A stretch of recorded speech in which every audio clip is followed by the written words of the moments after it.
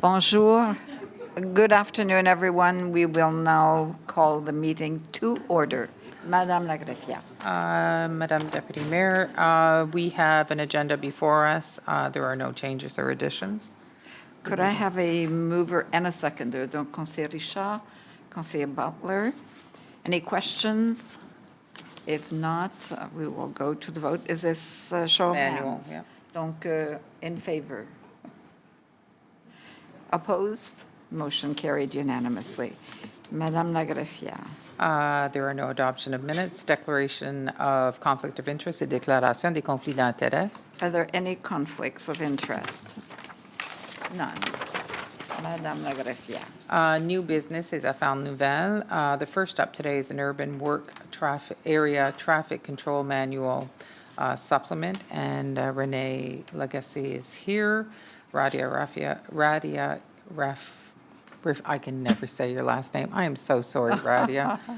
And Rick Jones he's supposed to be here. I haven't seen him, so. Oh, he's absent, so he will not be here. So take it away. Bonjour, Hit your Renee. mic. Good afternoon, dear elected official. There is a PowerPoint. I'm not sure if we can bring it up, and I can It's coming. go through the slides. Perfect, thank you. Just a quick conversation on the work area traffic control manual. It's a bit of an odd acronym, but it's known in the industry as WATCHM. So I'll be referring to WATCHM as we go through these slides. Next slide, please. So really what we're talking about here are the signage that are on our sorry, next slide, please. Oh, I can do that, actually. Yes. So what we're talking about today is really the signage that is on our construction sites, whether it be a renewal project or maintenance related. And it's signage, not only the types of signage, but also like the placement and where they need to be put. So WATCHM is actually a provincial guideline that's been in existence for quite a while. And we do have an urban supplement that is specific to the city, which we'll be talking about today. So just a quick example, a simple example of what could be found in this WATCHM. For instance, if you have a work area, you have a flagger on site, and there's a signage that needs to be placed for a work ahead signage. This sign has to be placed at a certain distance. It really depends on the speed limit. So the higher the speed limit, if you're on a highway, the greater the distance will be for that sign to be from the work area. And that is just from a safety point of view so that people have time to react. So this is a simple example for what we could find in WATCHM. And obviously these setups get more complicated if you have like a street closure with a full detour in place. So as I mentioned, we do have an urban supplement. Why? Because the WATCHM manual is really about highways, provincial highways, and so it doesn't always apply to our municipal setting. So a few different. Some of our streets have higher traffic volumes than highways, not all, but there's definitely lower speeds than we would find in the municipal highway system than on a provincial highway system. And we do have quite a bit of intersections which would not be found typically on your highway system, which would be more on-ramp and off-ramps. So we do have an urban supplement that was put together from 2009 to 2013, and we're here today for an update. Some of the things that change, and you have seen the changes in more detail, but we're talking about intersections and roundabouts. We definitely do have more roundabouts on our network, and also active transportation components, mainly when it comes to the detours. So we wanted a bit more verbiage and a bit more wording in there how to detour pedestrians around our work sites, because we know it's very important to have that. Where do we go from here? We want to collaborate with other municipalities because it's really, Moncton was really the lead on this urban supplement, but we definitely see the value for other municipalities taking this over and potentially having a provincial supplement, if you wish, that would apply to all municipalities. And so we want to bring this up to the next level and have other municipalities kind of jump in. And we're thinking, well, speaking with Rick Jones, who's been a great lead on this, we're thinking that might be a 5-year process before we kind of get through all the legislation and whatnot. So in the meantime, this is really an urban supplement for the City of Moncton. But again, being the lead on this, we think there's value for other municipalities. And I did mention Rick, which was a great lead on this, our health and safety specialist, and also the transportation team, Radia and Jose, that are here today. So the recommendation that's in front of you is to adopt the revised WACHM, and it is a part of our city spec, our specifications. So whenever a contractor has to do work, whether it be renewal or maintenance in the city, they will have to follow this guideline, and which is why we're here today, because as we know, the specifications are to be adopted by City Council. And that is it today for the update. Merci beaucoup. Merci, René. We have a motion. Could I have it? Mover, Councillor Butler, seconder, conseiller Richard. Je reviendrai à vous après. C'est beau. Thank you. So we have a mover and a seconder. Any questions? Conseiller Richard, c'est beau. Merci René pour la présentation. Thanks for everybody's work on this. I was able to go through this one and a second one prior to at work, so much larger than this one. So do you see, do you think budgetary side for the city work, do you think tenders going out, coming in, there's going to be quite a change, or how do you see? As far as the transition goes with these changes, not necessarily. It was more a lot of tweakings that we did on the verbiage, as I mentioned, but nothing major. I think that would have an impact, a significant impact on costs or whatnot. Definitely, from a timing point of view, it would have been great to have this maybe dead of winter, in the middle of winter, so that it's a smoother transition. We do try to do that. But I'm just going to look to my team to see if you think there's anything that would be really noteworthy about costs that would impact costs. No? I guess I'm thinking maybe someone submitting it for a tender might be saying, well, is it going to be that much more work to abide by this on their side? So. No, again, I think it was more a few changes on specific location or specific items such as active transportation roundabouts, and we don't see any major impacts. And if we do get challenged on this, and contractor did submit a bid on the previous version, and we can definitely kind of consider that as additional work or extra cost, but we think those would be minimal. Minimal. Yeah. Perfect. Merci beaucoup. Thank you. Merci, conseiller Richard. Conseiller Bourgeois. Merci beaucoup, Madame la maire. Merci, René, pour la présentation, pour la réflexion, puis tout ça. C'est des détails que vous autres, vous allez administrer, là, mais j'ai 2 ou 3 questions. La première, c'est est-ce que nos règlements, on va les appeler urbains, là, mais pour la ville de Moncton, vous nous demandez de l'approuver, est-ce qu'il y a des conflits ou des contradictions avec le provincial? Je dirais que non, parce que c'est vu comme un supplément, comme on le dit. Donc, c'est vraiment, on prend la réglementation de la province, puis on l'applique à des routes municipales. Oui.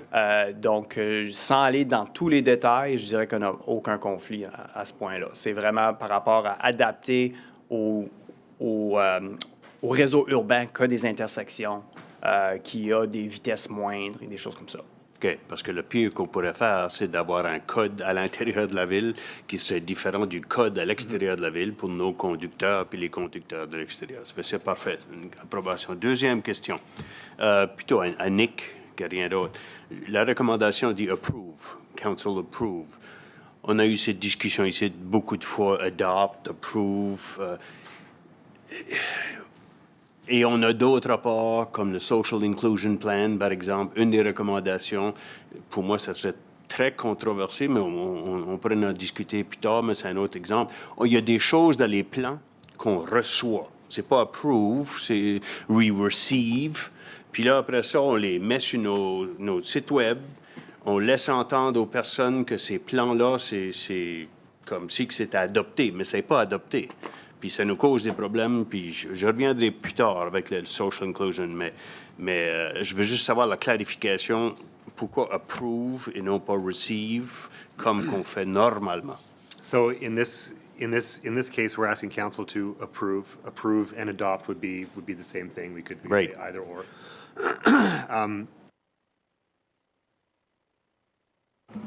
Can you turn your mic back on for some reason? 1 second. There you go. Thank you. This is essentially a policy-level document that's approved by council because it's attached to the municipal specifications. So if there ever was an incident, if there was an accident, and we had to rely on these, on having followed these standards, it's important that they're council-approved standards that we can rely on. Correct. Conseiller Bourgeois, peux-tu fesser ton micro? Il y avait un problème, puis les micros sont tous étendus. Merci, je vais te donner la permission. Voilà. Merci beaucoup. Ma dernière question. René, je ne sais pas pourquoi, là, mais j'ai oublié mon iPad, là, puis je vais de mémoire. Là. Mais il y a quelque chose, il y a une section à la fin ben, pas à la fin, peut-être un tiers du document, qui parle des normes nationaux qui existent, mais on n'a pas encore, c'est pour la sécurité, c'est quelque chose, j'essaie de m'en souvenir qu'est-ce que était le thème. Mais il y a pas de normes provinciales. Mais il y a des normes nationales. Ça fait pourquoi qu'on n'adopterait pas les normes nationales jusqu'à temps qu'il y ait des normes provinciales? C'est une bonne question.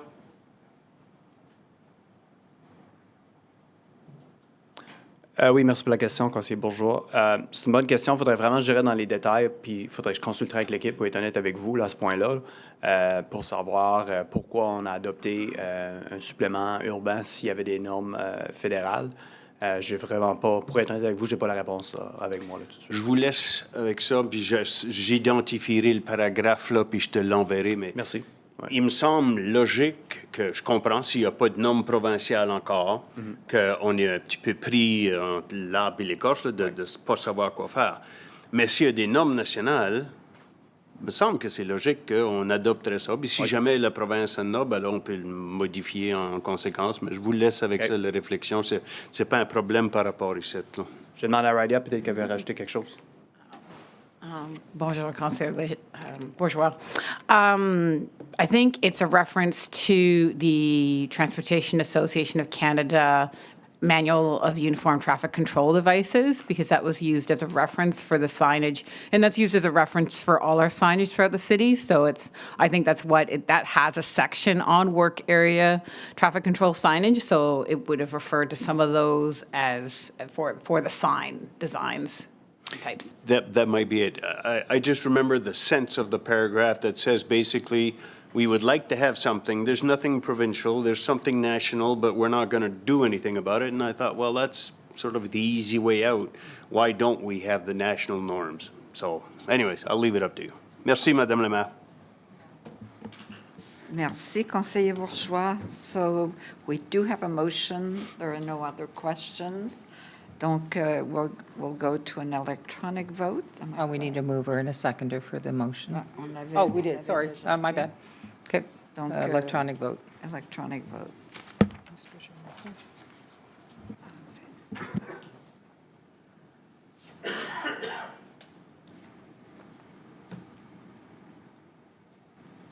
So Both Councillor Kingston and Councillor Edgett are not in the room. We can close the vote. It's unanimous. it's unanimous. Merci. Thank you. Madame la greffière. The next is a review and walkthrough of audited financial statements, and Jacques is here to, oh, no, actually, it's Melanie that's going to be here to provide this. Bonjour, Mélanie. Okay. Bonjour, members of council. Last year, or I guess on an annual basis, our auditors come present the audit findings or audit report, as well as present the final financial statements for the year.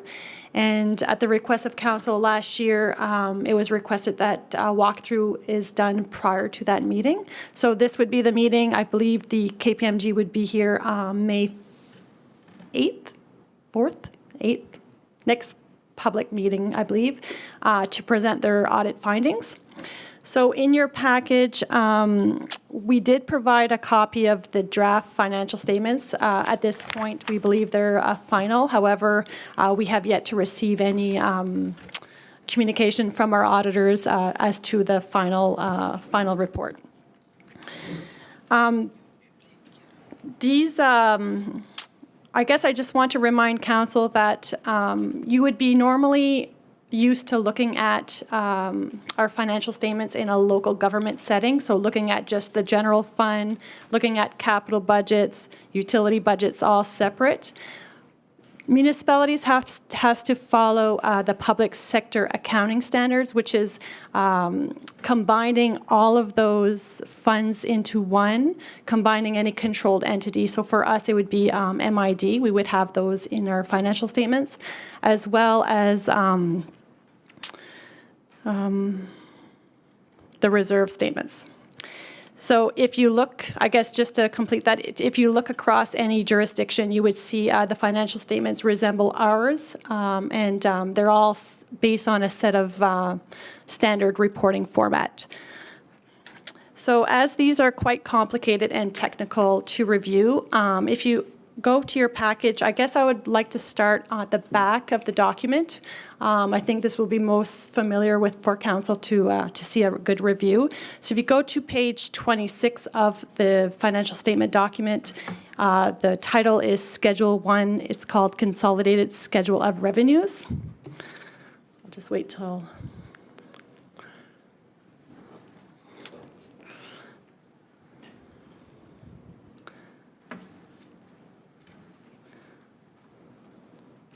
I don't know what page it is in our... Shelley. Members of council, just before we continue, well, just keep going to your page, but just as a reminder, though, the reason that we're doing this is actually the first year that we are doing this. It is extremely technical. We're going through it. It was requested by council before the auditors come to present, so it's going to be extremely dry. So I just wanted to point that out. Thank you. Okay. So so on page 26, this highlights all the revenues and all the incoming funds we would receive in 2024. And a few categories to highlight is in the public sector accounting, we have to bring out any and highlight any government funds we would receive outside of the property tax. So in this area, we see I guess the first section, government transfers from operating. Those would be funds that, there are a few that we do budget on an annual basis, but those are funds that our operating departments would have maximized and optimized any programs that the government of different levels of governments has, and we would have been successful in receiving those funds. We would pull those out of their departmental expenses and report them separate as we have to. The next section, the next two sections, other revenue from owned sources and water and wastewater revenue, those are your typical everyday general and utility fund revenues that you would be more used to seeing. Then we move to other contributions for capital and government transfers for capital, which pertains to the capital fund, so all the capital projects, all the money coming in to fund those capital projects that are not paid for through internal funds or through debenture. On the next page, on page 27 and 28, summarizes the expenses side of the statements, and they're divided into 6 major categories that are part of the provincial reporting standards. So we have the general government services, protective services, transportation services, environmental health and development. On page 28 summarizes the recreation, cultural services, and then you have the water and wastewater expenses. So at this point in time, I'm not sure if there's any questions, but if not, I'll just continue through the rest of the schedules. On page 29, this schedule here is it's just called a schedule of segment disclosure, and it just summarizes all of the expenses and revenues at a higher level. And you can see the annual surplus for the year is $68 million. On the next page, on Schedule 4, the Schedule of Statement of Reserves, this summarizes our reserve statements in the 5 major reserve areas that we have. On page 31, 32 summarizes all the resolutions through the reserves that were made and approved from council. On page 33 is Schedule 5 is just the operating budget summary of each fund. Page 34, the schedule of annual surplus. This is how we kind of convert our local government statements from a local government into a PSAB. So there's a bunch of adjusting entries and movements of funds. And again, those are all based on the reporting standards that we must follow. And the last schedule in the document is Schedule 7 on page 35, which is the schedule of government transfers. And this just highlights for each, the operating, the capital, all the funding sources that we receive from government sources. And then the last page of the document is just our consolidated, our MID area, and it just summarizes their financial statements that is included in ours. So all that being said, all those schedules are detailed, and I feel that council would be more familiar with some of the terms and the line items, and all of those are rolled up into the first 4 statements of the document. So I'm not sure if at this point if council has any questions. That's Après, conseiller Léger, allez-y. Oh, thank you. Thanks a lot. So there's a difference between the public sector accounting budget and the 2024 budget. And so it's because of some entries and so on. So with that, so just help me just at a high level, but if I look at page 34, I notice the amortization expense. There's a $31 million amount that gets, I guess what's making the difference between the 56 and the 45? I'm just trying to sort of get an idea of, this is scripted, things that, I'm just trying to get, what's real, I guess, and do we operate with a 2024 budget and we report it as the public sector for reporting purposes, or how does that So work? we operate with our general and utility operating budgets that's approved by council. Yeah. On a public sector reporting standard, things such as amortization is a non-cash item. There's no money flowing. It's recognizing your assets over the term of their useful life. Right. For that particular line item, we use what's the actual amortization is as more or less the budget for the city. The reason we do that is it's such a large, it's a large item. We just want to match, we would normally match that to what our actual assets depreciation amount would be on an annual basis. Okay. And then I guess I noticed, if I can ask one question, because it bugs me, so just, I mean, I can't tell you how many times we come in the parking lot, we use our card, we leave the parking lot, and the gate opens automatically. And I noticed, I think it was on page 26, there's a substantial difference in what the budget was and what the actual is, and it's not in the positive direction, it's in the negative direction. So just, can I ask the question now? I'm just sort of wondering, is this something being addressed, or? Yeah, thank you, Your Worship, to the Conseiller Léger. So one of the things I can comment on, so we've been working closely with Jeff's team. It's something we're actually going to bring to council shortly. Okay. We've gone out to market for a new parking solution across our city, which would include on-street residential parking and also potentially parking lots. And what we've seen is very positive. So now we're just working out, we're going to build a project team or so on, because it is a big project to implement a new parking solution across the city. We have to discuss things such as timing of when we would do it, when we would replace, do we do it in a phased approach or so on. But just all that to say, we've gone out to market. We have a proponent that we are very satisfied with. Cost-wise, it comes in terms of where we were looking at, in terms of what we wanted, what we have budget availability. As for the parking gates in the parking lot, yes, it is something that we are aware of. It's something that I notify it as soon as we get it. We have a bi-weekly call with the individuals or so on, where we have been challenged just recently because in 2024, we created a small project team and it got fixed. Now, one thing that we have had issues with is when somebody goes through the gates, we had some supplies, we had some inventory on hand. Unfortunately, the last time we did not. Now, on Mondays, if you come in for a council meeting, I think the protocol is to let everyone out. So that's where you would see the gates go up. Otherwise, if you see it going up, that means there's an issue. But normally we're on it and we're working on a call to deliver it. So all that to say, yes, we have lost some revenues for parking. We're aware of it. It's something that we can actually make a lot of money on when things go well. So for us, every time we do our financial statements, if you ask Melanie or Greg or even Jeff, I send them emails, okay, like what's going on, can it be resolved or so on. But we are looking at it and it should come in the next couple of months to council. Okay, thank you. Is there any recovery from the contract that we have, or is it just going to be we move on?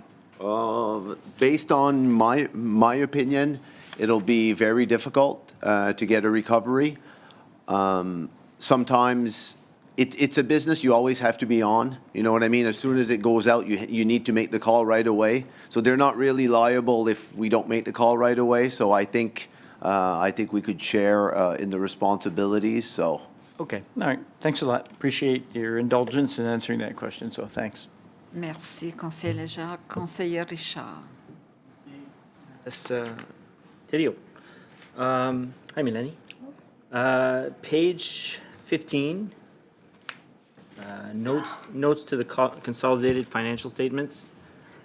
There are 4 new items there from 2023 to 2024. We come up in a positive at the end from the year before. But just wondering, and there's different ones that I would question, but I'm just wondering. Thank you, Conseiller Richard. Are you on the note number 5, the receivable note? Yes. Okay, so all this receivable note details, we took customers who have a balance over 100,000 outside of the water and sewer, and we itemized those out as to complete a note as required. Some years there could be receivables in one year, not the other, so there wouldn't be any comparable to be shown. If you have particular questions on any of the items. That kind of explains it. I mean, I was just wondering why there were some like new ones coming in and some in the past had higher numbers or so. Sometimes it's just simply timing. Sometimes a lot of these customers listed have reoccurring billings, so sometimes it's just a timing. Maybe we receive their funds January 2nd instead of December 27th or vice versa, but we definitely just stuck with those that are over 100,000, and the rest are just lumped in the other category. That's fair. Page 24 under contingencies. Rapid Housing Initiative Agreement. The agreement was for 5 million, and where there's a balance left. Just wondering, is that something that we lost or? No, so that for that particular item, this just highlights that we do have an agreement in place with Rapid Housing. We hold their funds we're the holders of the funds, and we distribute them as they meet the program requirements. And it's just indicating that we have $500,000 at December 31st left to be distributed in 2025. Okay. And I believe that's all that program's going to be completed this year. So. Okay, so that would probably be the same thing with letter D, number 18 on page 25 for That's the half. CMHE? That's correct, yes. Okay, so it's the same thing. No, perfect. Merci beaucoup. Merci, conseiller Richard. Conseiller Butler. Thank you, Madam Mayor, and thanks for the report. Just to piggyback on Councilor Legier's about the parking, it always makes me think when I drive by Lute Street, we have a parking lot that we bought back, and do people pay to park there? Yes, they would. So It's mo- are they monthly passes? They're mostly monthly passes, yes. Okay, so, because there's no gate there, so, That's right. So they're using actually the hotspot system rather than the gate system. So that's how they administer that so if parking somebody lot. comes along and just parks there, so how do we deal with that? So normally they would need to scan through their solution, through the hotspot, just like on street, they can go and scan. And when our bylaw officers would go around, if they see they haven't paid through the hotspot solution, they would be able to issue a fine. Okay, thank you. Thank you, Your Worship. Merci, Conseiller Butler. There's no motion, so Madame la greffière. The next item is financial statements, and I see Greg getting up. No. Melanie is staying. No. Then Jacques. That's right. Third time's a charm. Jacques is going to take this on. All right, thank you, Your Worship. The first thing, I just looked at the agenda this morning, so I apologize. It seems that the item was scanned and it came out not portrait, it came out as landscape, so I apologize for that, but I'll walk you through it, and if not, we'll make sure that we send you a proper copy after. I really apologize for that. So this one is a little bit different than the statements that Melanie presented. These ones are easier to understand. It's mostly broken down into our general fund, which is supported by the tax rate, and our utility fund, which is supported by our user rate. The March 31st financial statements as well, just a little caution. For a city, we do encumbrance accounting. They are the biggest usefulness of presenting these statements at this time is depending on the snow years. This is where, especially when we have a bad snow year, it can really show, okay, what we've overspent in snow. This year wasn't necessarily the case, so it's still good to present these statements. Now, in the numbers, they could vary moving forward. There's a lot of timing issues that we have, or timing of when the actual expenses or revenues do not necessarily match the budget. So if we go on the overall statement, so if we look at on the general fund where we are today, we are in a positive position as of March 31st of $1,071,000. One positive from a revenue perspective, and that can almost explain the entire difference of our statements now, is we had a big building permit come in for the DFO science where we are better than budget on sustainable growth and development by over $1 million. So that, in normal years, we do not get those major building permits in January, in the first quarter. This year we have. Other items to note on the revenue side, we are doing good, again, if you look in community services, we are $257,000 better than budget. Although, again, as I was mentioning, there are timing things that do occur. Our education program at the Magnetic Hill Zoo, a lot of people have already registered, they're paying or so on, we're receiving that revenue. We only have that revenue budgeted for our summer months when we are offering that program. In terms of the expenses, things are going quite well. We are $107,000 better than budget. So for a corporation our size, that means we are basically on budget to say. There's not really any specific areas to note that are of cause of concerns from an expense perspective right now, but I'm just going to try to potentially answer a couple of the questions that councillors may have. So in operations, as you can see, we are $138,000 worse than budget, but snow is actually in a positive position. The one thing that's creating that overspend in operations is we have two big POs for our plants and for our operations of our pools that are open. And again, for those ones, our budget are later on because we're not necessarily planting plants or operating pools in the month of March. But they cut the PO early, so we are seeing that.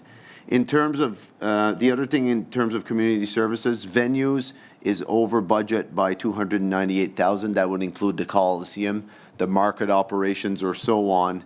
But again, in March, because the trade shows, when we report the expenses, when we budget the expenses or so on, the trade show business is really busy from January, February, March, and April. I'm not too concerned. Normally, these things will even out.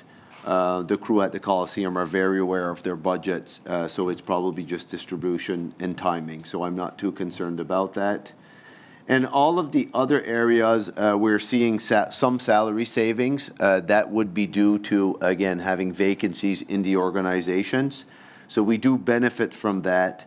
Although if you look into the finance services area, this is where we budget the salary slippage for the organization. We're seeing the minus 132,000 in there. That would come and offset all of the salary savings that we see in the different areas. The reason for that is when we budget our salary slippage year over year, we don't necessarily know which departments are going to have vacancies, so we put it in what we call other admin, and then to absorb the slippage of the entire organization. If we move on to the next page for our utility fund, we are currently $241,000 better than budget. Combination of revenues of $275,000 better than budget. It's almost an even split between residential and commercial. And then on our expense side, the only item so overall we're $35,000 worse than budget. One of the areas that I will just note is on the water fund, we are in a negative position. Not too concerning as of now, but this winter we did see more water breaks than we have in the past. That happens in winters where we have major freezes and then it thaws and then major freezes again. So not concerning. We will make up those expenses as we move forward. In addition to this, we've attached the purchase acquisition reports for the month of, I believe, September to March. Some councillors may ask the question, how come we're attaching September to March? So normally we would present a budget here. We normally present our budget.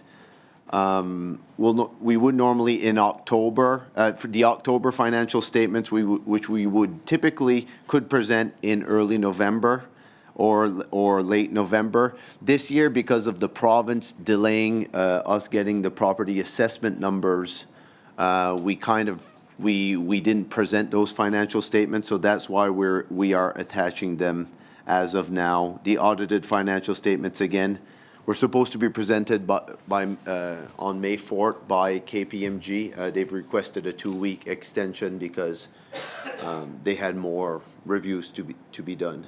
So, and in those purchasing acquisition report, again, if council has any question on any items, I can try my best to answer it, and if not, I will certainly get the information for you. So that is all that I have for now, and I will open it up to questions. Thank you. Merci, Jacques. Bienvenue. Est-ce qu'il y a des questions? Conseiller Richard. Conseiller Richard, levez toujours un peu votre lumière. Moi, je ne la vois pas. Des fois, il est là, oui. C'est beau. Merci, Merci. allez-y. Merci Jacques pour la présentation. I bring this up almost every time. You're already nodding your head. So when you're coming up with when we see single source and sole source, single source for me looks new, but maybe it's been there before. At the bottom of the reports, it's mentioned what a single source is, what a sole source is. So out of these 7 months of reports that are here, there were 9 single source, 11 sole source out of 53 items. That's almost 38% of the items that were singled or sold. How does a vendor dispute this? Let's say another vendor comes out and says, I think I have something comparable to what you're looking for, and how would that vendor dispute this? Thank you, Your Worship, to the Conseiller Richard. So the vendor, if there was a vendor in these instances that it would occur, they would basically, they could write in a message to the city manager. It could be to myself, it could be to the procurement team if they have disputed it. That being said, the one thing I want to indicate to council is we do have a process for these single source, sole source, or so on. So the way it works is the departments, who are purchasing the equipment, they do make the requests. It has to be approved by their general managers when they make that request. After that, it comes to our department, so it goes to procurement, and procurement will go through it. And we've seen some instances where, for example, where like Tanya and her team would be like, no, unfortunately, this does not pass the tests. There are different types of vendors, or there's different other technologies in place, and we will send the departments out to market. In the instances that you will see here, for each and every one of them, Tanya has gone through that due diligence, has accepted that single source request. And let me tell you, she's quite tough on them. She does not like them because, again, for her, that's what they work on, is that public procurement. For each and every one of those, though, the departments have been able to justify the reason for that. It could be many different things. Sometimes it's the only product on the market. Other times is we've standardized to one type of technology. Other times it's a timing issue. There's nothing else available that can come to market this quickly. So if you have any questions on certain ones, we certainly would be able to help you out. The other thing as well, when you look at it from a 38%, it's not really 38% because there are items that come to council for approval. There are items that are under these thresholds as well that do not need to come to council. They can either be approved by the CAO, by the GM, by the directors. We have our P cards, our credit cards. So there's a lot of more purchases that happen. These are the ones that are from 75,000 to 500,000 for operating, and for the capital, 75,000 to 5 million. So. No, and I'm not doubting that we're looking at everything to make sure that it's just having that many, right? Just lifts the question. So. And I'm not sure, and like I said, I do appreciate the definitions of both that are on the reports. But maybe, I don't know if it makes any sense to have some kind of explanations to go with those. Something that goes to tender or RFP, something that's black and white and that's in front of everything. These, I'm not saying that they're hidden. I'm just saying that it's just stuff that we're not aware. Okay. I guess. I will certainly communicate that to our procurement team. Thank you. Merci, Conseiller Richard. Conseiller Léger. Merci, Madame la Mairesse. Just a few questions, I guess, and thanks for the different purchasing summaries. Can I just ask quickly, the one in September talks about, I guess it must be promotional items to the tune of $200,000 for all departments, incredible novelties. So is this something we budget every year? $200,000 seems like an awfully big number when we're being asked different things. So I would like some clarification if I could. Yeah, so last year what we did is typically departments would order promotional items from anyone, anywhere, anytime. And so last year we went through an RFP and selected 2 companies. Incredible Novelties is one, and the other one is the SD Group that were selected. So now we go through those 2 companies only and don't go to others. So I'm just... Is it in line with... No. And the other thing I would add to that, so Isabelle has the explanation. The other thing as well, when we go out for RFP and you see the value of $200,000, so again, that's not a yearly amount. So this one, I do not necessarily have the details, but it's probably a 3-year or a 5-year contract with that novelty company. And the other thing as well is those budgets do exist within our user departments, because if not, again, it would not pass the test. We would need to bring it to council for approval. I'm just wondering if I guess just for some clarity, there are some standards in terms of, you know, I don't know, corporation our size, a municipality our size, a percentage of like the best practices. That's all. I mean, you know, people question a lot of things and where we place money, right? And so, I don't know, it just, it's just glaring. I understand it though, in terms of pulling everything together, and maybe just for future, maybe some background, that's all. In October, the Economic Development National Public Relations, is this something that, is this a national, it's a national one, but is this a 1 year, 3 year, what exactly is the basis of that? If I could, because I think it's worth over $500,000. Shelley? I'll take this one just where I was overseeing this RFP at the time. So the Economic Development Group has a standing order. So went out to public tender for an RFP, and originally the agreement was 3 years with an extension of 2 additional years. So for a 5-year agreement. October of 2024 was a renewal. So the RFP went out again, was awarded. So initially it would be established as a 3-year agreement starting in the fall of 2024. Okay. So essentially it gives the Economic Development Department a standing order so that as projects arise, they can work directly through this agency. The name of the company is called The National, but it's essentially a marketing agency that allows them to execute projects. Okay, all right. And that's standard, we do that on a regular basis? That is correct, yes. Yeah. Okay, all right. I think in the December one, I'm just wondering, the sole source for Ashford.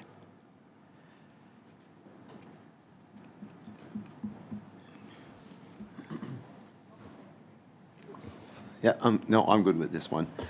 So this one, the sole source, the reason for it is that based on the rules, and I know this from like 2 or 3 years ago, we are allowed to do so because they are the ones who own all the land of where this project is going. It's potentially a road would go there on their land or so on. So it's just logical that based on the criteria that we have to enter into an agreement with them, because if not, you wouldn't get a contractor to work on somebody else's land. Okay, no, all right, thanks. And my last one is, it's probably the March one, I think. It was about a pilot project that Kodiak Transpo is doing for, with a taxi shuttle service. And just some context behind that, if I could get some? Yes, thank you, Your Worship. So this one, so in the collective bargaining agreement for that union, we have to bring them to where at bus transfer. So if their shift is beginning, the bus is not necessarily always at Kodiak Transpo. So in last year's budget, we had approved funding for that. We're looking at different things. Should we buy vehicles and transport them ourselves? Or are we better off trying to use taxis to bring them from one location to another? So this would be that we are piloting to use taxis to bring them to their locations. And so then at the end, you'll evaluate what that cost is compared to Purchasing some vehicles and transporting them as we go doing with. that analysis. Yep. Okay, great, thanks a lot. And normally, would we receive September all the way to March? Or can we get No. them every couple So months? normally the way it would happen is we normally present the statements in Q4, Yeah. which would knock off 3 or 4 of these reports as we go. Good, thank you, merci. Merci, conseiller Léger, conseiller Bourgeois. Merci beaucoup, Madame la maire. Merci, Jacques et compagnie. Je veux juste m'assurer. Bon, pour moi, c'est des principes. Là. Les détails sont très importants. C'est notre On a 2 mandats, 2 grandes responsabilités. Un, c'est d'embaucher puis d'évaluer, superviser le gérant. Puis l'autre, c'est l'adoption puis la supervision du budget. Ça fait, il y a des raisons pour lesquelles, parce qu'on va avoir des coups de téléphone quand quelque chose va bien, quand on dépense quelque chose, mais surtout quand quelque chose va mal. Fait, moi, au niveau du principe, c'est par rapport au pouvoir discrétionnaire des gérants. Là. Il y en a qui c'est 50 000, 100 quelques mille, etc. Pour moi, aussi longtemps que c'est un montant qui est approuvé dans le budget, puis si normalement ça vient au conseil avec des tenders puis des appels d'offres, des choses comme ça. Mais il y en a qui passent en dessous du radar parce qu'on ne veut pas micro-gérer tous les achats que la ville fait. Mais premier principe, c'est aussi longtemps que c'est approuvé dans le budget, même si ça ne vient pas devant le conseil, on devrait être informé. Le personnel a acheté tel ou tel camion, puis peu importe ce qu'il l'achat, là, pas pour des 25 cents, non, mais quelque chose d'important. Parce que si jamais j'ai un appel, moi, là-dessus, puis j'ai l'air d'imbécile assez souvent sans que j'ai besoin de le faire comme conseiller municipal. Deuxième principe, c'est lorsque c'est pas approuvé dans le budget, je sais pas, je m'en souviens pas de la dernière fois que quelqu'un qui nous a dit, envoyé un courriel ou quelque chose qui dit c'était pas approuvé dans le budget, on a été à cause d'une urgence ou quoi, on l'a acheté puis telle chose. Peut-être que ça se fait, juste assure-moi que ça se fait, puis qu'on n'a jamais eu d'achat d'urgence qui n'était pas budgété sans informer le conseil. Merci, conseiller Bourgeois. Donc, l'année passée, on a fait une révision de la politique.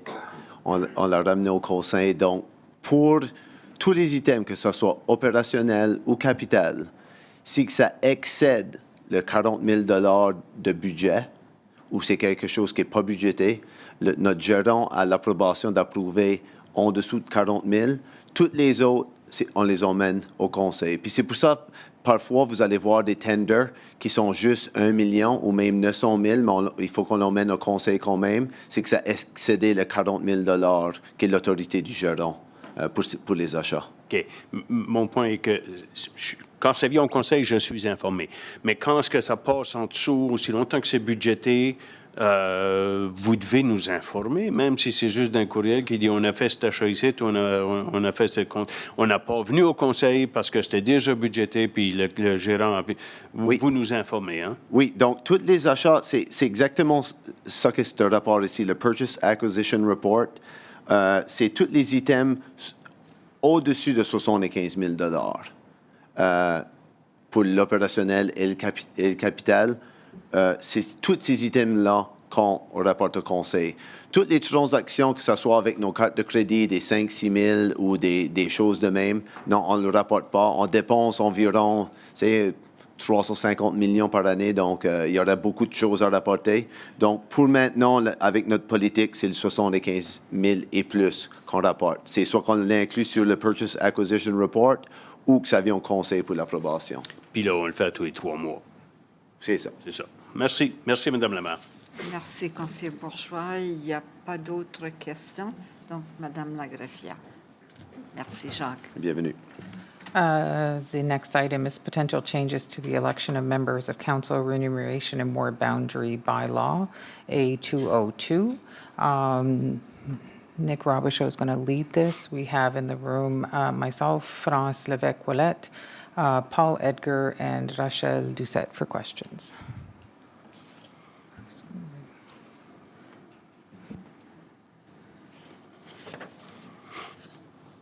I'll just sit here if that's okay. Yes, so I'm not going to go through all of the CRF. I assume everybody's read the information, but there is a bit of background in this CRF about the history of ward boundary changes for the city. So the last major change to our ward boundaries occurred, I guess, in 2007. And then in 2019, the Enhancing Democracy Committee did do some work reviewing the ward boundaries. They had made recommendations for changes to the ward boundaries, but their recommendations were not accepted by council at that time, so we stayed with the same ward boundaries in 2019. And then in 2022, 2023, with the local governance reform and the newly structured local government communities, Moncton was affected by that. So at that time, the province essentially suggested more ward boundary, I guess, extensions for us to include the new parts of the city that we had taken on. Council accepted those. And so that's where the ward boundaries sit today. We had the request from Councillor Bourgeois to have the ward boundaries reviewed again. So administration with the Enhanced Democracy Committee have been working on that process. And we've basically gathered some information here about population growth in the city. We have some information about how the federal boundary selection process is done, provincial process is done. But essentially, if you kind of look at the recommendation and a few of the paragraphs before that, administration's recommendation would be to not amend the ward boundaries at this time. For two main reasons. The first one being that we have currently just started the municipal plan review process. So that is a document that's going to direct how the city grows, is going to set principles and policies. So we kind of want to see how that document plays out, which will be done in the next, say, 18 months or so. And the other concern is that we know the city has experienced a lot of population growth within the past few years, and that growth continues. It's not done yet, and we see there are major growth opportunities all across the city. So planning's perspective would be to kind of wait and see how some of that growth plays out over the next few years, and then we'll have a better sense of how the ward boundaries should be redistributed. If at all, if they should be. So administration's recommendation would be to have the review of ward boundaries done in time for the next municipal election, which would be 2030. And we do have, as an alternative, that we undertake the work now in time for the 2026 municipal election. But we did just receive word a couple of weeks ago from the province on what that process would look like, because we were one of these local governments that were affected by the restructuring. If we want to change our ward boundaries again within 4 years from that time, we require ministerial approval, which we knew. But the province did just provide us the process for how they want us to go about that, and it does involve a couple of checks with the province where we have to submit draft bylaws, draft ward boundary changes. So we would need to get that work underway immediately if we want to get that done in time for their October 31st deadline, just because we can do our work quickly, but we don't know how many municipalities are going to be submitting changes to DELG, and we don't know how long that process will take on their end. But as I said, that's an alternative. Administration's recommendation would be to wait until the next election cycle, just due to continued population growth and the municipal plan review committee. We do have members of the team here who have worked on this project. If there are any questions, I'd be happy to answer them. Thank you. Merci, Nick. We do have a motion, so could I have a mover and a seconder, please? Donc, Conseiller Crossman, do you wish to move? And Conseiller Bourgeois, second? No? Conseiller Steves will second it. Can we take down the vote, please? Are we ready to go to? No, we're not ready. has a question. Non, c'est ça, là, mais why do we have the... C'est beau. Marcy, can we take down the vote, please? Conseiller Bourgeois. Vote for what? On vote pas maintenant, c'est une erreur. OK. là. Là, je peux poser Oui, des questions? Oui, absolument. C'est beau? OK, merci. Merci, Nick et compagnie, pour avoir fait le legwork, comme on dit. Deux commentaires avant quelques questions, mais en principe, je n'ai pas de problème à attendre. I must go on record to say how frustrating it is 2 years later, after the motion was voted on by council. But we're finally here, and oops, it's sort of too late. because we waited too long. And we waited, it's not your fault, but we waited too long because the Enhancing Democracy Committee stopped meeting last January, I think, almost a year and a half ago. And too bad that Councillor Edgett wasn't here as the senior member of that committee, because I'd like to know why nobody told us that one of our committee, one of council's committees, stopped meeting, had a bunch of resignations, I'm told, and then everything sort of seemed to drop. Something is wrong with our governance model if we establish half a dozen committees, one of them basically stops meeting, and council is not informed of that and does not address that problem and does not try to either replace the committee, disband the committee, whatever it is the council wants to do with its governance model. This is a poor example of governance. So be nice to know why Councillor Edgett did not inform the rest of council that the committee on which she sits, and she's the senior member, just stopped working after a while, became completely dysfunctional. But that's for another day. The committee did do some of the work, and a year and a half ago, they presented their thoughts on the matter being referred to them. And then a year and a half later, almost, now we're finally tackling it, and it's a bit too late. I agree that we're probably going to run out of time even if we wanted to do it. Those are my two comments. Now, a bunch of questions. I'm okay, we'll debate this one, and I raised it. I'll come back to it when we get to the councillors' items, because that was one of my things. Where are we with the motion? There's 7 elements to the motion. This is one of them, and that's great. So we can tackle it now. My comment on this one, and I'll come back to the other ones later, my comment on this one is that even if we try for the 2030 elections, there's going to be a new census in 2031. So the data, I don't know how reliable, I guess that's my question, how reliable is the data that we would be using in 2029 at the most for the 2030 elections? Are they from Statistics Canada subdivisions? So they could be, we can figure out a plus or minus 10%, for instance? That's my understanding, yes. Okay, so they would be just as reliable as a census? Right. Okay, so we don't need to wait until 2031. I'd be all in favor of this. We do it in 2029, but let's not wait until 2029. You never know what's going to happen.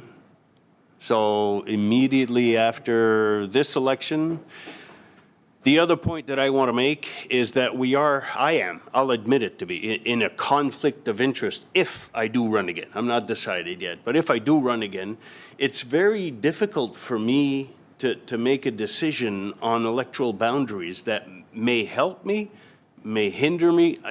I'm in that kind of a general conflict of it. So everybody else as well who is intent on running.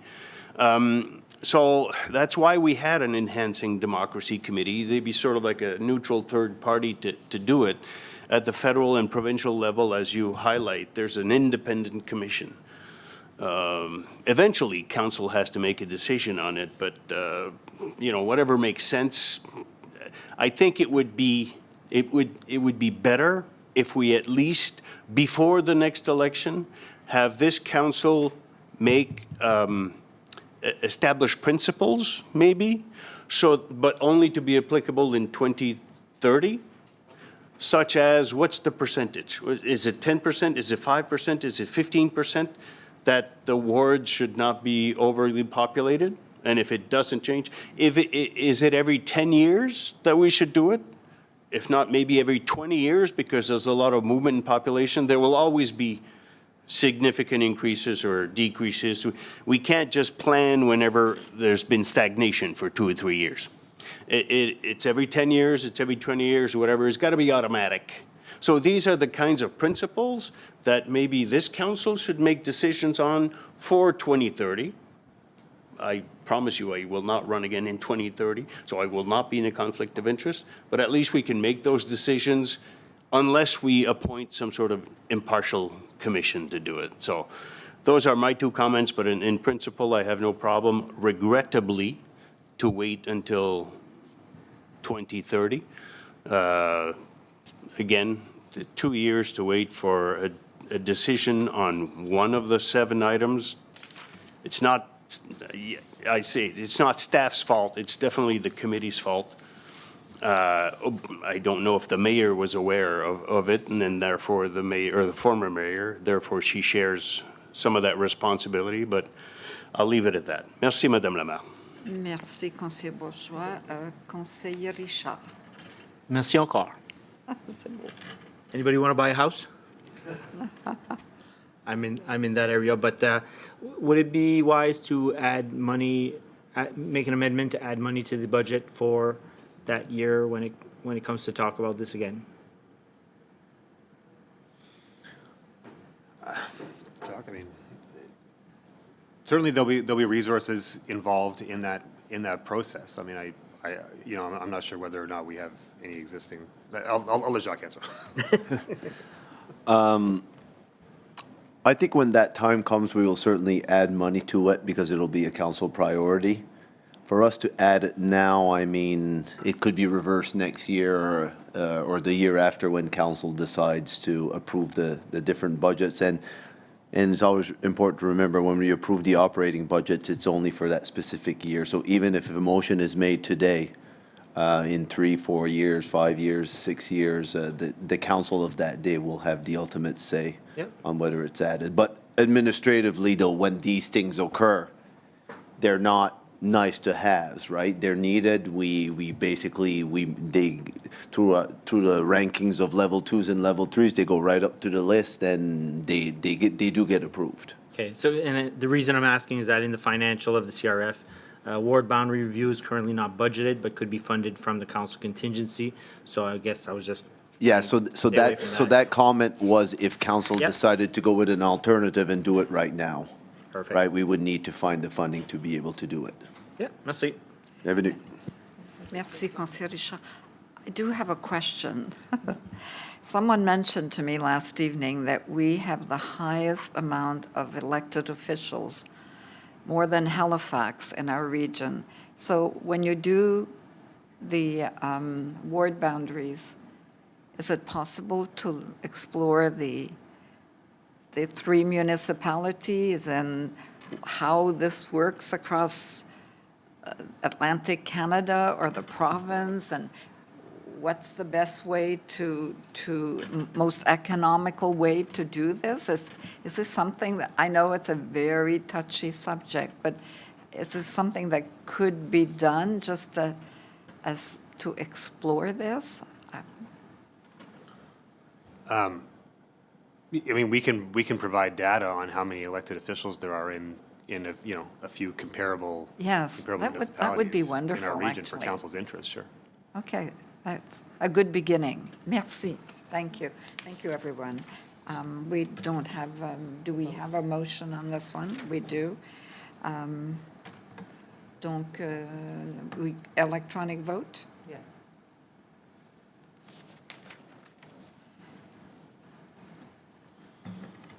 On a combien?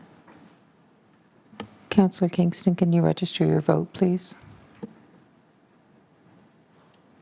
So it's unanimous.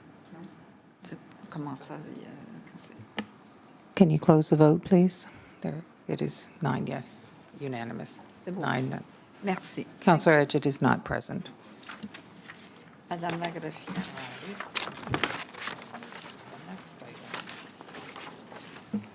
The next item is strategic plan update, and Nick Robichaud again is going to lead this with Claude Desbray. Thank you, Your Worship. So this item, this is an update for council.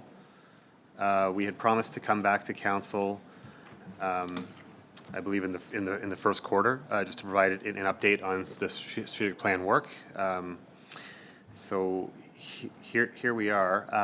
As a reminder to council, at the end of last year, council approved the strategic plan's vision, mission, our core values, the pillars, the goals under those pillars, and then there were 2 or 3 strategic objectives or strategic initiatives under each of those goals. So that was the level that council approved. With that, and that's the first attachment in your document, is just the pillars and those goals for each item. So we had informed council at that time that the next step is essentially for administration to go back and do a little bit of further work to dig deeper into those goals and into those strategic objectives, and to really identify what are the outcomes that we're looking for each of those items. What are our key performance indicators going to be for each one, and what are the targets that we're going to be looking at for say a 3-year window. So that's the work that's been going on since the new year. Essentially, Claude's group, the Strategic Initiatives Department, have been meeting with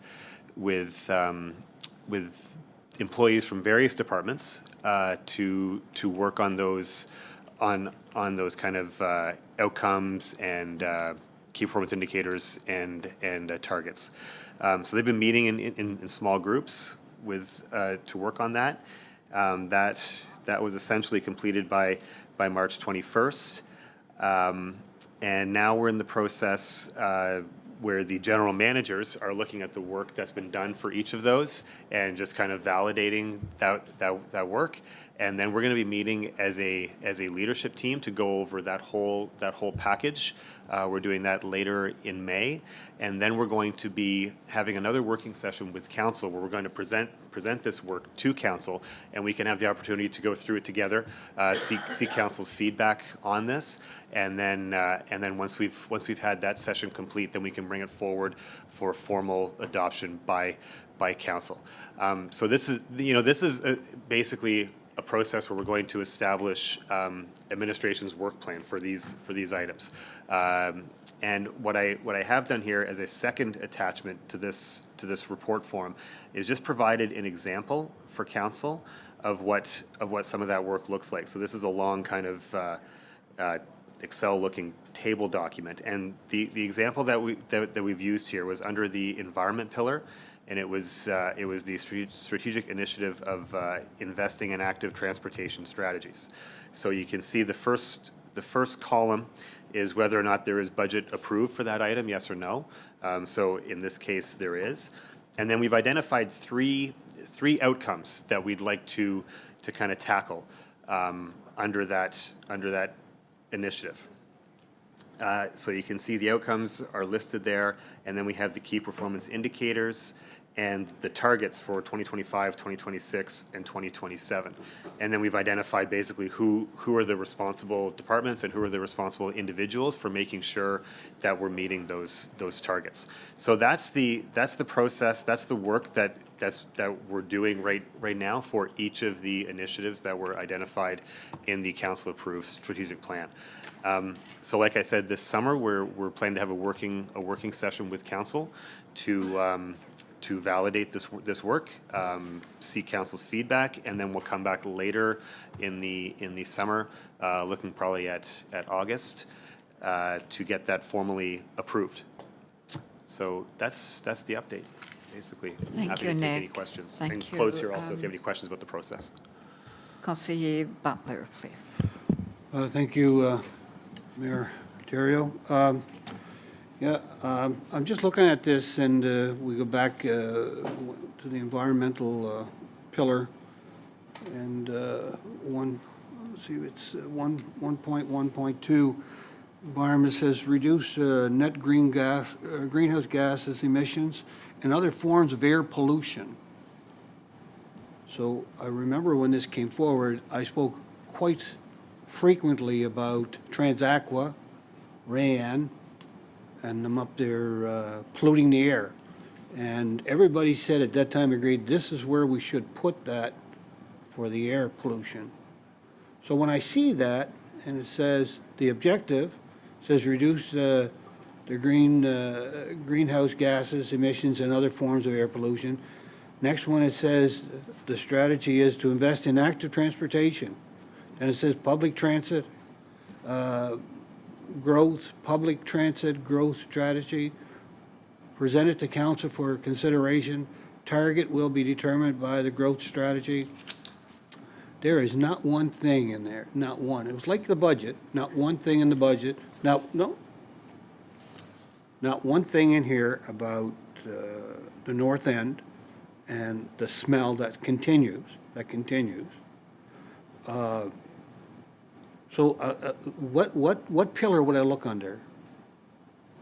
So can we pull up the first attachment onto the screen, and I can just show you where it is. It's on the it'd be on the second page of that first attachment under environment, a green community.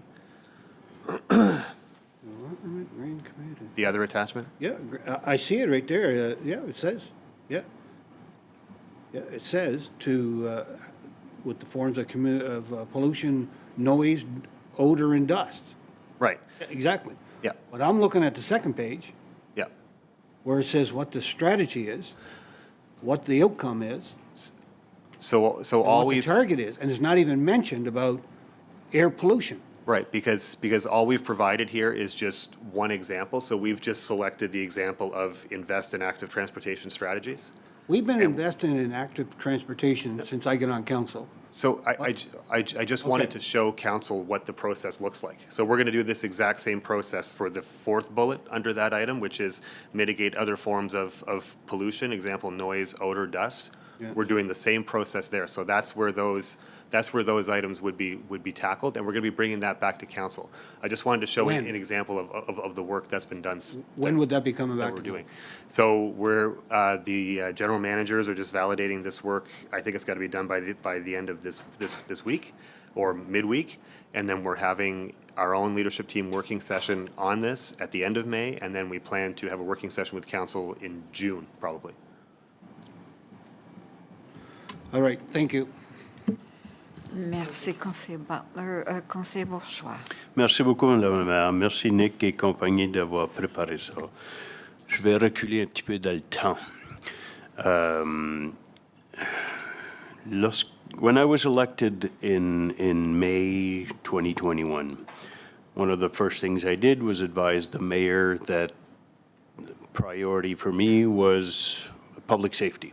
That was by far the topic of conversation when I went door to door. Couldn't do a lot of door to door. We were in the middle of COVID, couldn't knock on doors and spread the contagion, but that was by far. So, okay, let's bring public safety. And the mayor told me at the time, in that discussion, I said, I can't wait to have a strategic planning session so that this new council, and there were 1, 2, 3, 4 of us that were, maybe even 5, Marty, 5 councilors out of 11 that were newbies. So we must have gone door to door or phone, email, whatever it is, contacted the citizens, and they gave us feedback. In our democratic system, that's it. That's the be-all and end-all is the citizens who cannot meet here on a weekly basis to make decisions. They elect us 11 to do that. We come in, we have their concerns, we bring it to the table. Nope, no strategic planning. There's already plans galore. There's a strategic plan, there's 10, 12 other plans, sectorial plan, environmental plan, this plan, that plan, et cetera. That the only way that my citizens' concerns could be expressed is if I was able to slide an idea every once in a while. So one of the initiatives I did before the end of 2021 was rejected because it was not in the plan. So it's like a circular tautological argument. We can't redo the strategic plan, even if half of council is new, because there's already a plan. And then integrate your ideas into the plan whenever, I think it was about environment. I don't remember what the issue was, but it might have even been public safety that I tried to just, get it in. Nope, sorry, it's not in the plan. So that doesn't make sense. I'm going to have three motions when I come in. I appreciate your report. This is not a comment on staff. It's a comment on council and our governance. In a year's time, there will be a new council. I hope to God, and I'll make a motion out of it. Sorry, shouldn't say hope to God, hope to democracy's sake, to our citizens' sake, that we allow, especially the newbies, there will be some newbies, the chance to bring to the table, and also the people who will be re-elected, they will go door to door, they will talk to citizens, they will come up with new ideas, new projects, new issues that we need to resolve. Give them the opportunity to put these ideas forward. Don't block them. It can't be just the mayor who makes that decision. It's got to be council. So I don't know how to make the motion. We'll deal, I guess we don't have a motion on this, right? There is no motion. Yeah, exactly. So I have three motions. I'll take them one at a time. The first motion is that there will be a formal process somewhere that within the first 3 months after the general elections, council will hold a strategic planning session to, you don't need to reinvent the wheel. I have no problems with the substance that's already in the plan. But I also remember, and this is my second comment, I'll come back to it, but there's got to be an opportunity for staff and council to go through what's being discussed by the citizens. And door to door during those 2 months of the year is the ideal time. I remember when I was first elected, after 2 years, I said, okay, I'll go again. I'll go door to door to talk to people. And, halfway through the mandate to see, they told me go home, because they didn't want to talk about elections and municipal stuff. Come back when the elections are back. Okay. So let's give the priority to the citizens and to their representatives. Every 4 years at least, have a strategic planning session, review the one that we're going to adopt probably before the end of this mandate to see if it still fits with the citizens and the future. So I'll go with motion to it's, I guess, city manager or a directive if you don't want to go through a motion, but I'll make it formal, that we have a formal, at least 1 day strategic planning session of the newly elected council, whether they be newbies or older, renewed, re-elected people. Merci, Madame la Maire. I have other comments, but I'll take one at a time. So may I ask a question? So Conseiller Bourgeois, would it be important to consult the ward councillors when you do the strategic plan? So issues such as the All one council. in your ward? Yes, but yes, that's what I mean. So every ward would be included in the strategic plan? The strategic planning that we did last year and over the past year and a half, start off from the beginning. The first summer after the May elections, whether it's June, July, August, start there with there must be new ideas coming from our citizens, reactions to the ideas. Just give the new council a chance, because now we're 4 years into the mandate. And if it wasn't for the provincial government delaying the elections, we'd be adopting a strategic plan a month before we go into elections.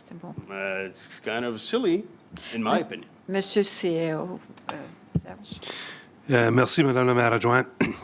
So if I gather, Conseiller Bourgeois, the additional motion you're putting forward is that a formal process to update strategic plan be established for new in the mandate or shortly after the next council gets elected.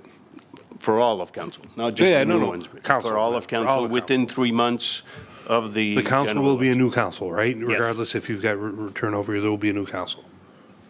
So that's a secondary motion that, I guess, from a procedural perspective, how would you want to proceed there? I mean, honestly, that was kind of the intent anyways. That's what we envisioned, so I didn't know that. I don't know if you feel like a formal motion is necessary, or if we can just take that directive, because that's how I totally see that also. It's a great But then it's a directive, as long as council is okay with it. There's got to be some sort of commitment to do this. Otherwise, we rely, let's say hypothetically, that each and every one of us is not reelected, it's completely new council. Who's going to remember that today, this is supposed to be, it's formally, it's obligatory to do it? If it's a directive and you So, can so promise, that's we- fine. So we've marked it down as a directive, and what we'll do, we'll incorporate it into our next leadership team council session, where we'll review all aspects of the strategic plan, not just a small snippet that includes all those pillars and all the goals underneath them. And then we'll also talk about next steps and ongoing for the next council. I withdraw my motion, and if council is okay with that as a directive, I'm fine. Merci, conseiller Bourgeois. J'ai deux autres motions, mais je laisserai les autres s'ils ont d'autres commentaires. Allez-y, conseiller Bourgeois. Okay, my second motion is that this started about a little bit over 2 years ago, when the city manager came before us and presented the update on the strategic plan. And I asked at that time, he made a list of the 125 action items that were in various plans and integrated within the strategic plan. And I said, well, if it's really a strategic plan, what's the priority? And he couldn't answer. There was no answer because council had no priorities. We had 125 things to do. Staff had 125 things to do. Every single action item was equal. I don't agree with that. I went door to door. Public safety was not the thing that I campaigned on, but I had to change my campaign because that's what the citizens wanted to address. And when I came to council, I brought it forward. My second motion is therefore going to be as a directive to staff when you finish the strategic plan. I'll see what the rest of council says. The motion is to establish public safety as our number one priority.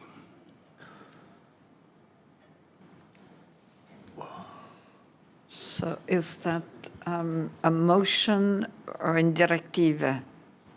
And Well, I mean, to me, depending on how, I heard nothing from this presentation that says you were going to come back with priorities, and I've asked for priorities since day one.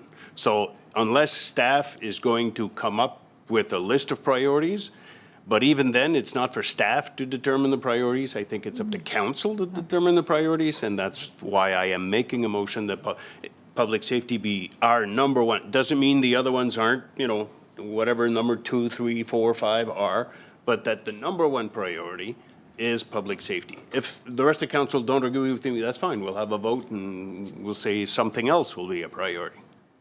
so do you want, Nick, would you go ahead? I saw the CAO lights on, so I just Okay. want to give them a chance first. Merci, Madame la Maire Adjointe. Part of our reflection is exactly how to engage with council on creating those priorities. So it's part of the plan as we move forward in that next exercise as to how to prioritize, if there is a priority, 1A, 1B, all those elements, and establish, and again, for council to be able to determine those priorities. I've been here for 4 years. C'est pas votre faute. Moi, je manque de patience. Yep. 4 years into our mandate, we still don't have priority. It makes no sense. And this is, thank you, staff, for coming up with the process. If council is not ready to say the public safety is our number one priority right here, right now, then they'll vote against it, and we'll let staff come up with a process to determine the other number one priority. But I stick to my motion. I'd rather have it defeated, if that's the case. So we have a motion on the table, seconded by Councillor Butler. Do we debate the motion? How do we proceed with this? Do we, any questions on this motion? Councillor Kingston. Yeah, can you hear me all, folks? Oui, on vous entend et on vous voit. Au revoir. Yeah, I'm not disagreeing with the motion from Councillor Bourgeois. Is that something that we would discuss prior to adopting that as a motion? A motion introducing that as a priority, well, it's a priority, hopefully. But I'm kind of missing the discussion on that rather than having council say yea or nay. which a nay vote would make us seem like to some that, hey, we don't support public safety as a top priority. I don't like the way it's being framed in a sense, with all apologies to my council colleagues, but I'd like a discussion first before adopting that. I don't know if that's where we're going with this right now, but it's kind of rushed in my view that we would adopt that as the top priority right now without any discussion among council. Thank you. Thank you, Councillor Kingston. So what is the wish of, is Nick? Nick, do you wish to? Oh, sorry, that's an old light, but I mean, I can make a comment. So, Councilor Bourgeois, you've certainly raised this idea of prioritizing our priorities, I guess, before. There's never been a vote on it. I don't think it's ever been something that was debated by council. It was a comment that's been made several times, and like you said, it hasn't resulted in any kind of vote. So what we have now is we have a strategic plan that I would argue has priorities within it. There's probably about, I don't know, 12 or 15 priorities, right? It's those kind of goals that we have, and council has agreed on those. So I think, prioritizing those would be something that the council should discuss, and it would be council's decision whether or not they want to do that, or whether or not they want to decide today that public safety is number one, and then we decide the rest later. That's up to council's view. I'm not sure exactly what the impact of that is. If we say that public safety becomes our number one priority, what does that mean for the others in terms of budget and all that? I'm not sure, but that's all. Merci, Nick. Councillor Bourgeois, would that include social issues with public safety? Or Well, we know from the crime stats that social disturbance, this is sort of the umbrella that they put everything related to the homeless and stuff like that, is about, I think the RCMP said 25% of their cases. So if it's 25% of the RCMP cases, it's obviously something that's part of public safety. I don't know what the wish of council is on this. I tend to agree with Councillor Kingston that we really need to debate this, and whether we do it through the strategic planning session, but it needs to be developed a bit more than just say this is a priority. Donc, Conseiller Steves. Yeah, thank you so much, Deputy Mayor. Just a question for Councillor Bourgeois for clarity. I think you've been very clear that priorities is missing. I think that's being received and heard from everyone. Public safety, no doubt, should or is the number one priority in the blue box, if we're looking at colors here. I wonder if, as a compromise, you'd be open to having staff come back with the number one priority in each of the 5 boxes. I'm not comfortable saying the blue box is the number one priority over economy, the purple box. But if I take what you're saying, these boxes need to have a number one priority. I think that's what you're ultimately saying. And would that be more helpful for us to then further the conversation? We look at all 5 number one priorities, and then in our future conversation, maybe out of that comes public safety rises above as the most actionable, non-negotiable directive once we know what those 5 are. Is that close to what you might be saying, or a compromise to what you're saying?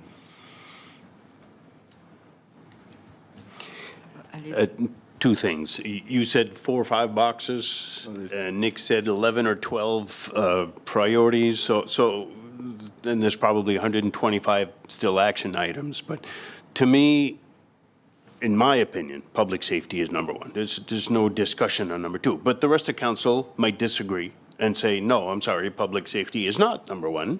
And as I said, there will be a number 2 and a number 3 and a number 4 priority. It's an indication from council to our citizens, but also to our staff. Where do we, it doesn't mean Eileen it doesn't, continue her routine job. It's just, what does it mean, as Nick said? Well, there's probably a couple of things that it means, and it means especially for council, and this would be my third motion coming up, that we have to put our money where our mouth is, but maybe we already put our money where our mouth is, but our thinking, the only time we discuss public safety is when the RCMP superintendent comes up and gives us a report of what they've done over the past month or so, which is good, nice information. But we don't have a game plan. As a council, we don't have, about all of these strategic plans, we have one on environment, one on economic development, downtown, blah, blah, blah. No plan on crime. To me, that doesn't make any sense. It is the number one issue, but we don't have a plan on it. We were sort of holding our breath that the Chamber of Commerce and the mayor, you remember that when we came in, they had this idea of having a plan. So they had a plan. About 90% of their recommendations was about homelessness and 10% about crime, and I'm not sure, we never followed up. We didn't take those 10% of the recommendations and say, all right, where are the measurables? What are the things we're going to do as a council to tackle crime? No game plan. So one of the things after we determine, hopefully, that public safety is number one, is to draw up some sort of plan moving forward the next 2, 3, 5 years, I don't know. How are we going to come from one of the worst cities in Canada in terms of the crime rate and the crime severity index? We weren't there before. 10 years ago, we weren't there before. And all of a sudden, we were number 3 and number 6, I think, on crime index and crime severity index. I want to go back to number 20. How do we get there? I don't know, but we need to think about it. We have to get our heads around it, and there's no plan. So we are missing the boat unless we determine that public safety is number one priority. Okay, let's verify if the financial resources are well invested. The RCMP are going to come to us in November, and they're going to say, we need 17 more officers. Why? What are you going to do with them? Do we have options? So I'll come back to my third motion. I'm not sure if it answers your question. I wouldn't mind, with Councillor Kingston's hesitation, if we take a step back and come back with the process and everything else, if somebody can guarantee me that by mid-May, we've done it. I'm not going to wait another 4 or 5 months before we determine our priorities. So if I have no problem waiting for the next COW, whenever that is, and Nick will have the 11 or 12 strategic goals, and we can go by boxes, and we can have a really good discussion on this in order to determine what are the top 3 priorities. What's number 1, what's number 2, what's number 3? What does it mean, to come back to Nick's comments? I just explained it. We probably have to reestablish the committee that we had. It was never snuffed out. We just said about 6 months ago, we're going to stick with the RCMP. Well, our committee, Councillor Lejeune and Councillor Butler and I, we said, well, okay, there's no point in us to go. But as I keep thinking about it and I come back to public safety, I think we need to reestablish that committee to finish its job for 2 reasons. One, as I said, the RCMP will be coming for budget with 17 new officers, correct me if I'm wrong. So that's, at almost 200,000 a pop. That's, somebody do the math, Jacques. It's a big chunk of change. We know from our temporary work, Grand Prairie, Surrey, BC, Grand Prairie, Alberta, Surrey, BC, and now I understand Thompson, Manitoba, have a different model of public safety. They don't rely exclusively on the RCMP. They have RCMP, but they don't rely exclusively on the RCMP. They have peace officers, not community officers, peace officers with more powers. They have social workers attached to, because a lot of their social disturbances impact policing public safety. So they have a holistic approach to public safety. We don't. We don't even have a plan. We don't have a strategy. We don't have anybody that's sort of telling us how do we answer our citizens about what we're doing about tackling crime. I don't know what to tell them. I keep telling them, well, it's going to come. You see, once we have the strategic plan, you'll see public safety will be number one. And then council will have no other choice than to have a game plan and try to tackle it so we reduce our bad status on the crime rates to an acceptable level. I don't know what that is, to be determined. Does that answer your question? Sorry for rambling, but I thought I was pretty precise. Yes, thank you. You very well may be right that it should be the number one priority. As you said earlier, I think we might be missing a step before you ask council to vote today on whether or not it's the number one priority. I would like to see, there's only 5 boxes for clarity. There's five colors. It sounds like there's a step that needs to happen with the general managers. Maybe we put a deadline on that, which isn't there yet. You're suggesting May. And we start to get priorities and have that conversation. I think that's what I've heard and what would be best, rather than jumping to a vote on what you suggested at the beginning. If there's a commitment that within the next, before the, or during the next committee of the whole meeting, we determine the priorities, I'll withdraw the motion. If there is no commitment, the consensus of council, I'll stick to the motion and I'll go down in defeat before I back it off. Well, let's ask about that then. We'll let the other members, So when is the other COW? What date is that on? You mentioned the next COW. When is I that? don't know, usually once a month. In a month? That is me. So does that give you sufficient time? I'll say. So it would not give us sufficient time to go through the entire exercise that we've had mapped out. However, we could then bring information on, as indicated by Councillor Steves, the 5, I guess, core objectives are environment, public safety, those ones, and engage in and allow, or not allow, sorry, I didn't mean that way, but provide the opportunity for council to engage in the debate to establish what those priorities are. And then we continue with our process again, having a better sense of exactly what the priorities, the ranked priorities of council are as we engage into more detailed conversation about, as Nick had indicated, the details on each one of the priorities beyond that. Merci, Monsieur Serge. I do have a question for you, Conseiller Bourgeois. Do you believe that we could fit public safety in the other boxes? I mean, if you look at the economy, public safety has a big impact on that for our city. So, I mean, I think it deserves like Councillor Steves just mentioned, I think we really need to look at this un petit peu plus profondément. Donc, Yes. The problem is time is running out. The RCMP will be submitting their budget in when? November they come to council? Jacques, RCMP? Thank you, Your Worship, to Conseiller Bourgeois.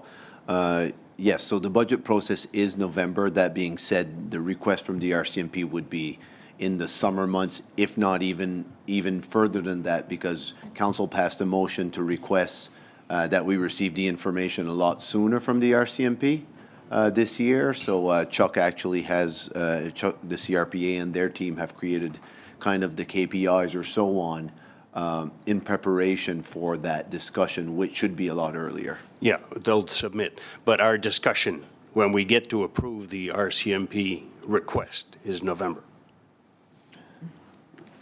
I would say it's before that, because the budgets are presented to the tri-communities before that. They are included, officially approved in November, but normally they would come here in September or so on to make that request. Okay, even strengthens my argument. Voici le dilemme. When they come to us, They came to us, we adopted the budget, not knowing what the KPIs were. Now we will have a good idea what they'll come again with 17, a request for 17. Somebody correct me, I think it's 17. I can provide a clarification on that, though. So based on so last year, 17 officers were approved. Okay. Council passed a motion earlier this year indicating, the Tri-Communities passed a motion earlier in this year indicating that for future requests, for future major FTE requests, they would need to demonstrate through KPIs how public safety would be improved and how those resources would be used to improve. So I don't think the intention for this year is to an additional 17 officers. I think it's to assess how those 17 additional resources have improved public safety through those KPIs. Then after that, there may be a request based on growth of 1 or 2 or something of the sort, but nothing major for this year. Next year, though, there could be if the KPIs are showing that there is success or are showing that the resources are not doing what they're supposed to do. Okay, that's not how I remember it. If somebody can correct me, fine. But we are not ready as a council to go ahead with whatever the RCMP are going to do, because the RCMP and the CRPA, policing, that's it, that's all. They do not have social workers like they have in Grand Prairie, Surrey, BC, Thompson, Manitoba. They do not have they have peace officers, we don't. So they have a different model using the RCMP, but they do not rely on the RCMP 100% to do their public safety, because that's ridiculous. The RCMP are not specialized in social disturbances and mental health issues and everything else. We need a broader perspective. That's my opinion. But I know that the priority has got to be public safety, and we got to figure it out, and ASAP. We cannot wait another 6 months by the time the budget is approved, because then a new council comes in. Like I said, if after 4 years it's still not public safety, that's the #1 priority, that's fine. I'll adhere to the majority of council. But like I said, if you want to wait a month, get your heads around that, knowing that in the next committee of the whole, we will determine what the priorities are, and we'll have a process, a more rational, logical process than what the citizens have been telling us for 4 years. That's fine as well. I have no problem with it.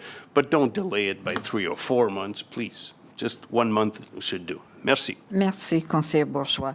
And I think we all agree that this is an important issue, but it's one that needs to be taken in strides, and we can't just, it's not just about the RCMP. I think that we need to look at this in a holistic perspective, as you mentioned. So, and we shouldn't be rushing for September or November. We should be taking the necessary time to build the business plan to get this done. Donc, en tout cas, c'est juste mes commentaires.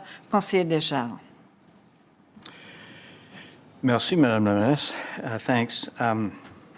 Well, certainly, I think there's always been urgency related to public safety. But I think, too, in hindsight, when we look at the amount of resources that we've put behind public safety in the last 4 years, 6 years, it has really increased.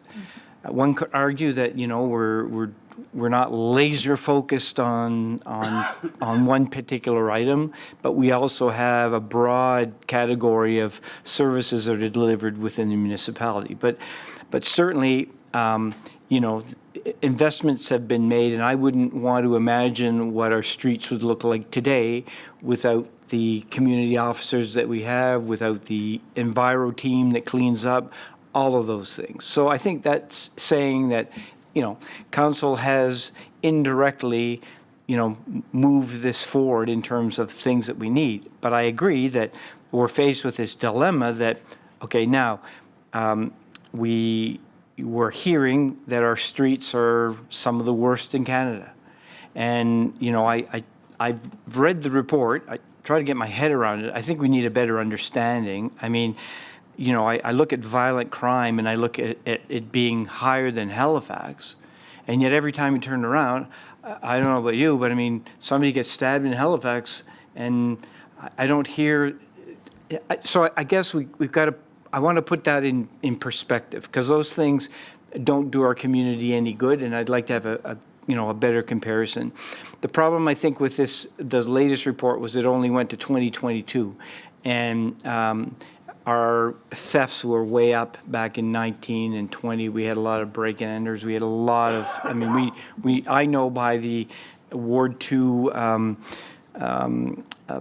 Public sessions we had and how much stuff was being stolen and all that stuff.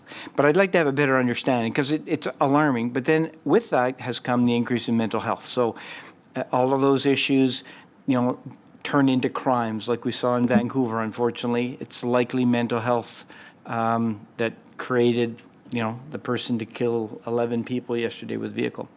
There is an urgency, and I would agree. And I think, you know, we probably need to have the debate, but it's not a yes or no answer. And I think that's the thing we need to really think about. Okay, without having safe streets and without understanding what's policing, what's mental health, how we work together, and how we become proactive in doing that, we're always going to have these conversations. So I think there's an urgency.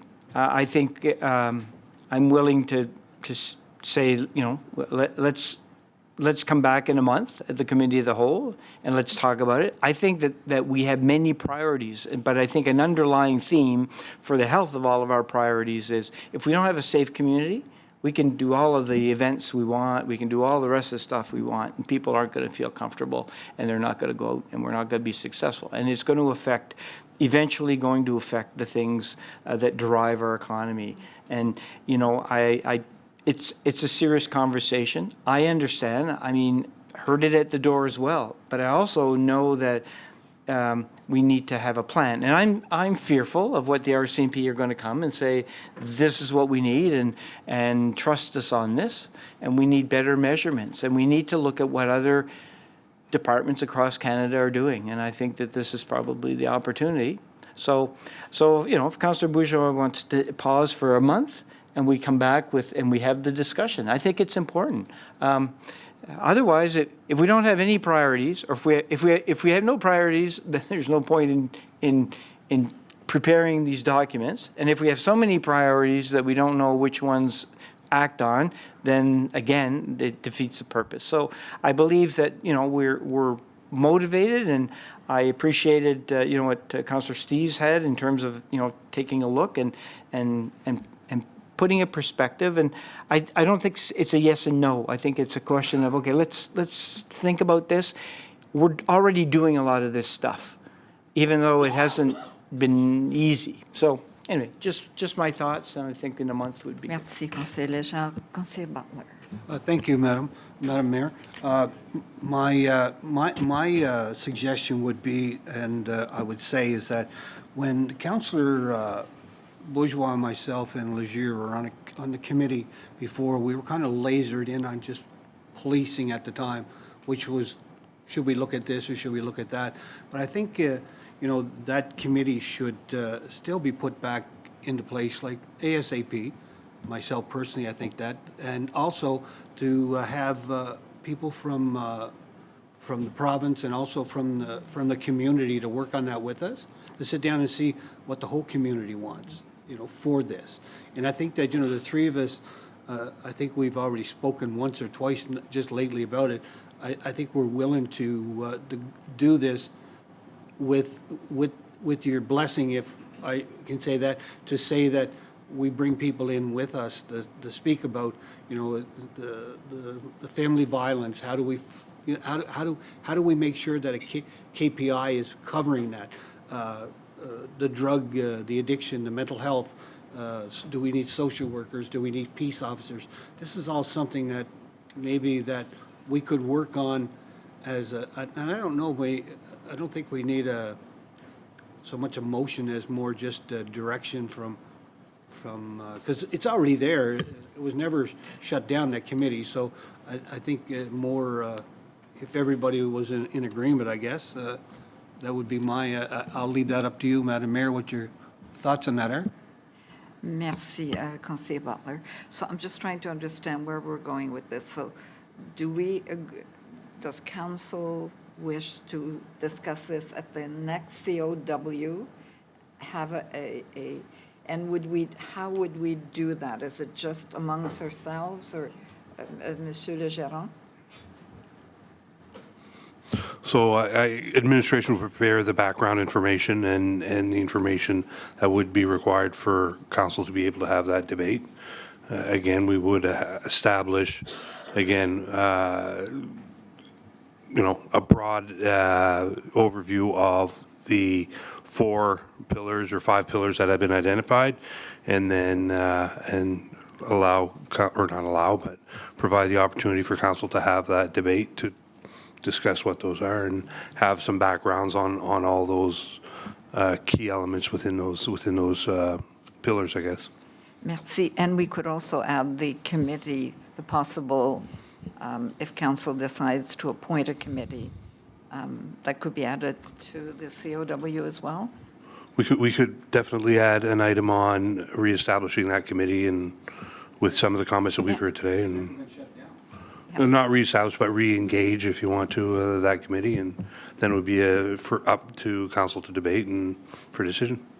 C'est bon. And could we make sure that the committee includes the necessary, we had just council during the last, you mentioned some provincial. Going to get that on. To ask the province, and also maybe downtown Moncton or somebody like that wants to be on with us. That's a good idea. And at some point, we need to talk with the feds as well. So, no, c'est bon. So is that clear for everyone? So it's, oui, Conseiller Bourgeois. I like Councillor Steve's idea to sort of help staff. I don't know if you want to present all 11 or one out of boxes, and whatever which way you think is best. There could be a potential that out of one box there'd be 2 that are more important than one out of box red. But anyways, it's always a challenge to figure it out. But at least we could narrow the scope down. But I insist, if after 4 years we still don't know what our priorities are, something's wrong. Something is badly wrong. So I know it's a short-term time frame, but we don't have much of a choice because we waited too long for this. Nobody's fault, but here we are. Merci. Merci, Conseiller Bourgeois. So just, again, to understand correctly, so this COW would cover just that, because this could take 3 or 4 hours at least. So it needs to, c'est bon, Nick. I just want to clarify from your last comment. So I don't I don't envision administration doing any work to identify priorities. I think that's a council discussion. So really, what I would process how we do it. Okay, fine. But I think that we'll just kind of present the strategic plan document that council has already approved, and from that document, I think council needs to decide if there are certain priorities there that need to rise above others. And we figure out how we do that, and then that will dictate how the work below those levels, how administration does that work, if that makes sense. Oui, Conseiller Bourgeois. Merci, Madame la Maire. To me, I want to come out of that meeting knowing what's our number 1, 2, 3, 4, 5, 6. That should be the goal of that meeting. We have the rest, we have the objectives and the pillars and everything else, but moving forward, what are our priorities? If we don't have priorities, we can't say it's a strategic plan, it's just a plan. It's a grocery list of things to do over the next few years, but we have no priorities, and I don't think that's the case. Maybe some councillors don't have priorities. I think the majority of councillors can determine what their top 3, top 4, top 5. I don't know how You come up with the process. Is it giving points? Is it giving little stars on billboards? It doesn't matter to me. But as long as the outcome of that meeting is we have a list of priorities, not 29, but you said 11, it could be one out of each box. I don't really care about the process, as long as the outcome, the result is, I don't know, a maximum of 6 priorities ranked in order. That's my wish, but it's up to council. Merci. Merci, Madame la Maire. Merci, Conseiller Bourgeois. Is there someone who hasn't spoken or asked a question who would like to do so? If not, I'm going to go to Conseiller Steves. Thank you, Deputy Mayor. Nick, just back to you. Is there an opportunity for staff, for the general managers, to bring back a point-in-time update on these bullet points? You said, you'll just kind of bring what we have back in a month's time.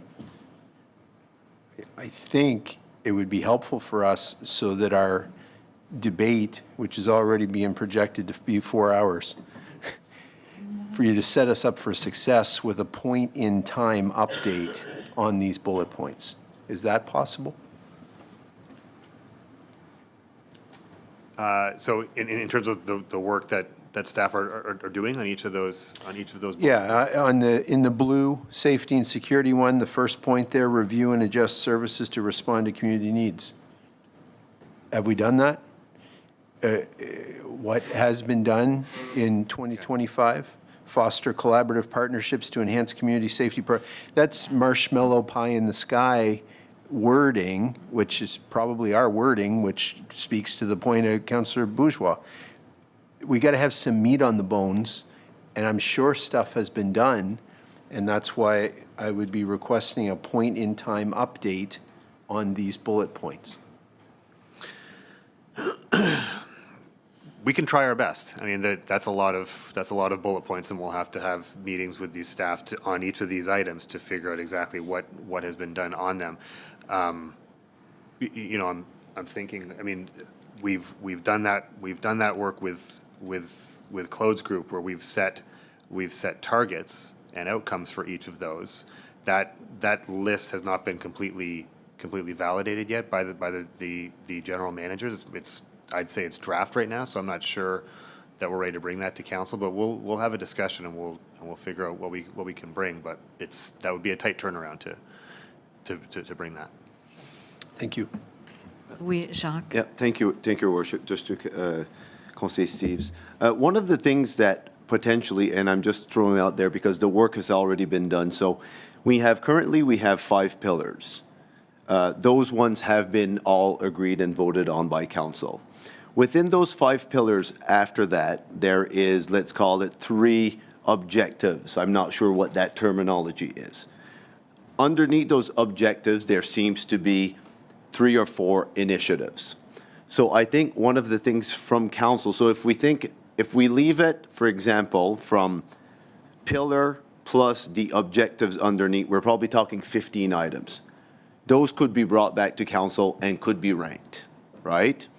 That is one methodology that could be used. It's all prepared already. That it could be used that way. Another option could be to go a step further down. It would be to go at that, let's call it pillar, objectives, the goals, and then the specific initiatives could be there. That would be a little bit more cumbersome because then we're getting in almost, the 75 to 100 items range. But at a macro level, if we keep it to that kind of pillar/objectives and have 3 underneath, we're talking 15 items, it could be ranked. Because when we look at it, for example, and I think it's good for council to have this discussion in a wholesome manner, because, for example, I think everyone's in agreement, and if we look at the budgets that were passed by council the past 4 or 5 years, public safety has indeed got more resources than probably all of the other areas combined. But again, public safety, if it's number one, has to be balanced with other things. For example, affordability, right? The affordability of the taxpayers, which is under the governance area. Again, public safety could be double year over year, but if it's not where does that affordability fit in? So just for clarification, if we keep it at that 15, is that what council would kind of like to have ranked? And that ranking, again, will not necessarily be, it's one, do or die, and then you move on, and the 15 is not a priority, but it has more weight? Or is that too at a macro level?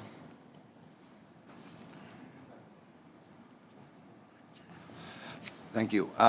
Would it be helpful for an update like, for example, the whole peace officer status? So last year in the budget, we approved the conversion of the COs to city employees. So we're in the process of working through with legal and the provincial government to try to push that through. So that's where we're at, the status of that item. So is that the type of thing at a higher level, so we don't get into all of 75 or 100, but the ones that we know are key pieces of what council wants to know about and provide that update, point in time?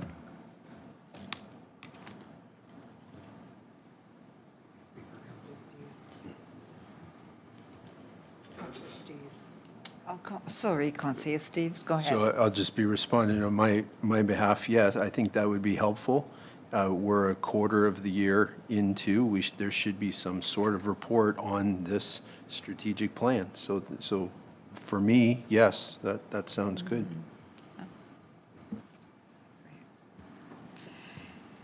Any other questions? Any other suggestions? No, there's not. Donc c'est bon. Merci. So we are planning the next COW for a few hours. Make sure we don't add anything else to the COW. C'est beau. Donc, merci à tous les collègues. Thank you, everyone, for your input and suggestions. Donc, est-ce qu'on a terminé? Non. Conseiller Bourgeois has an item under councillor items.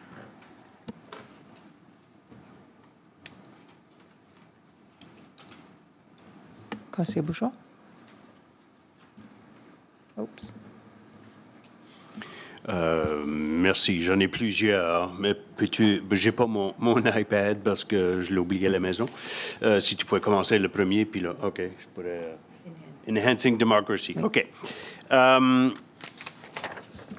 C'est beau, on a abordé la question des frontières électorales, puis on a pris une décision de là-dessus. Mais dans la résolution que le Conseil avait adoptée il y a 2 ans à peu près, il y avait 6 autres éléments. Un, c'était de faire un sondage auprès des citoyens et citoyennes en 2023 pour découvrir pourquoi les citoyennes et citoyens votent ou ne votent pas. Un autre, c'était une réunion publique dans chacun des quartiers, un comité de citoyens pour encourager les personnes de se présenter comme candidats ou candidates.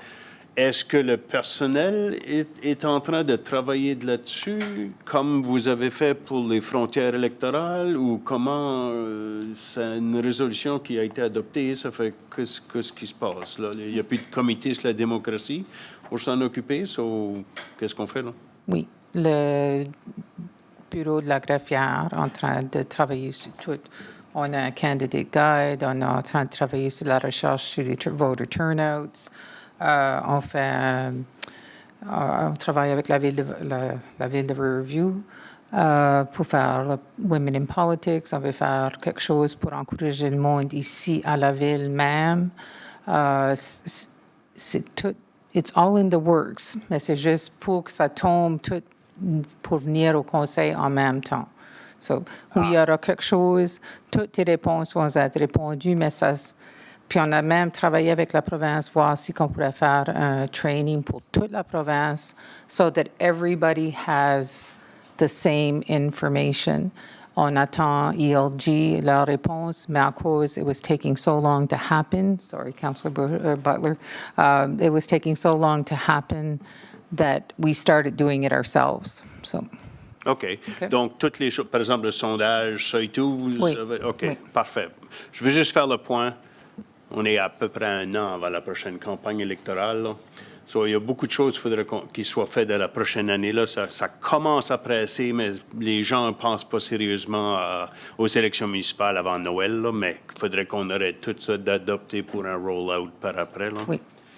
Puis je veux juste rappeler aux personnes que ça fait 5, si pas 6 élections d'affilée qu'on a un taux de participation qui est 33 là. Moi, je trouve ça aberrant, mais j'aimerais savoir pourquoi les gens votent pas ou se présentent pas candidats. Là, il y a peut-être une meilleure façon de les convaincre de se présenter. OK, parfait. Est-ce que tu as une idée quand est-ce que ça va venir devant le Conseil? C'est-il avant l'été? Probablement juin, juillet qu'on aura plus de réponses, là, mais on a fait un sondage avec notre, c'est appelé Harvard, pas, ouais, what's it called, Aloma? The Harbor Research. Ils ont fait un sondage à travers du Canada pour savoir à cause les personnes ne se présentent pas, qui vont pas faire le vote. So, OK. Mais honnêtement, là, ce qui se passe à Vancouver ne m'intéresse pas, mais est-ce qu'il y a un échantillon assez grand de Moncton? Oui. Parfait. Excellent. J'ai hâte de voir les résultats. Deuxième item? Strategic plan. Strategic plan, OK, fine, check. Ah oui, Religious les symbols. symboles religieux. Ma première question, c'est 1 an et demi, encore une fois. 1 an et demi qu'on a adopté la résolution de continuer un petit peu avec le statu quo, mais de permettre n'importe qui d'autre de venir. Mais on était supposé de faire une enquête auprès des groupes religieux pour revenir au Conseil pour voir est-ce qu'on devrait avoir une politique, puis si oui, quoi. 1 an et demi, est-ce que c'est normal que ça prenne 1 an et demi? Est-ce qu'on attend un autre 6 mois avant d'avoir la politique ou qu'est-ce qui se passe? Mise à jour, s'il vous plaît. Notre gérant va répondre à cette question-là. Okay, so I think we had provided an email response to the question, The Councillor. citizens do not get that email. Absolutely. So I'll be more than happy to provide you an update. We have a draft policy in place that was presented to private council meeting on May 12th with no recommendation, just discussion and legal advice. It has been brought forward to the Social Inclusion Committee. The consultation with the religious groups has occurred over the last, I guess I would have started, I believe it was last October through November, December, and with the idea that the policy will be brought forward to council for discussion at the May 26 Committee of the Whole meeting. Super. Merci. En passant, moi, je siège au comité sur l'inclusion sociale. Conseiller Richard et tout, on n'a pas discuté encore. Ça s'en vient. OK. Parfait. C'est-il bilinguiste qui est le prochain? OK. Merci beaucoup. En 2027, ça sera le 25e anniversaire que Moncton est devenu la première cité bilingue au Canada. C'est toujours la seule cité bilingue au Canada. Ça serait quelque chose qu'il faudrait commémorer. Donc, on a 2 ans. C'est pas grandiose, mais c'est quelque chose qu'on devrait fêter parce que c'est très important, symboliquement au moins, mais concrètement aussi. Deuxième élément de là-dessus, c'est moi, je suis parti en 2016. Avant 2016, conseillère Thériault, conseiller Légère, conseiller Crossman s'en souviendront, on avait adopté une résolution pour avoir un programme d'incitation pour que l'affichage commercial soit dans les 2 langues officielles. On n'a pas été avec un règlement qui obligeait ça, on a été avec une politique qui encourageait avec des incitations auprès des commerçants. Dans la résolution, de mémoire, dans la résolution, c'était un projet pilote pendant 5 ans, puis il devait y avoir une évaluation après 5 ans. Puis je crois que la décision a été prise en 2013, donc ça aurait voulu dire qu'en 2018 ou après 2018, il y aurait eu une évaluation.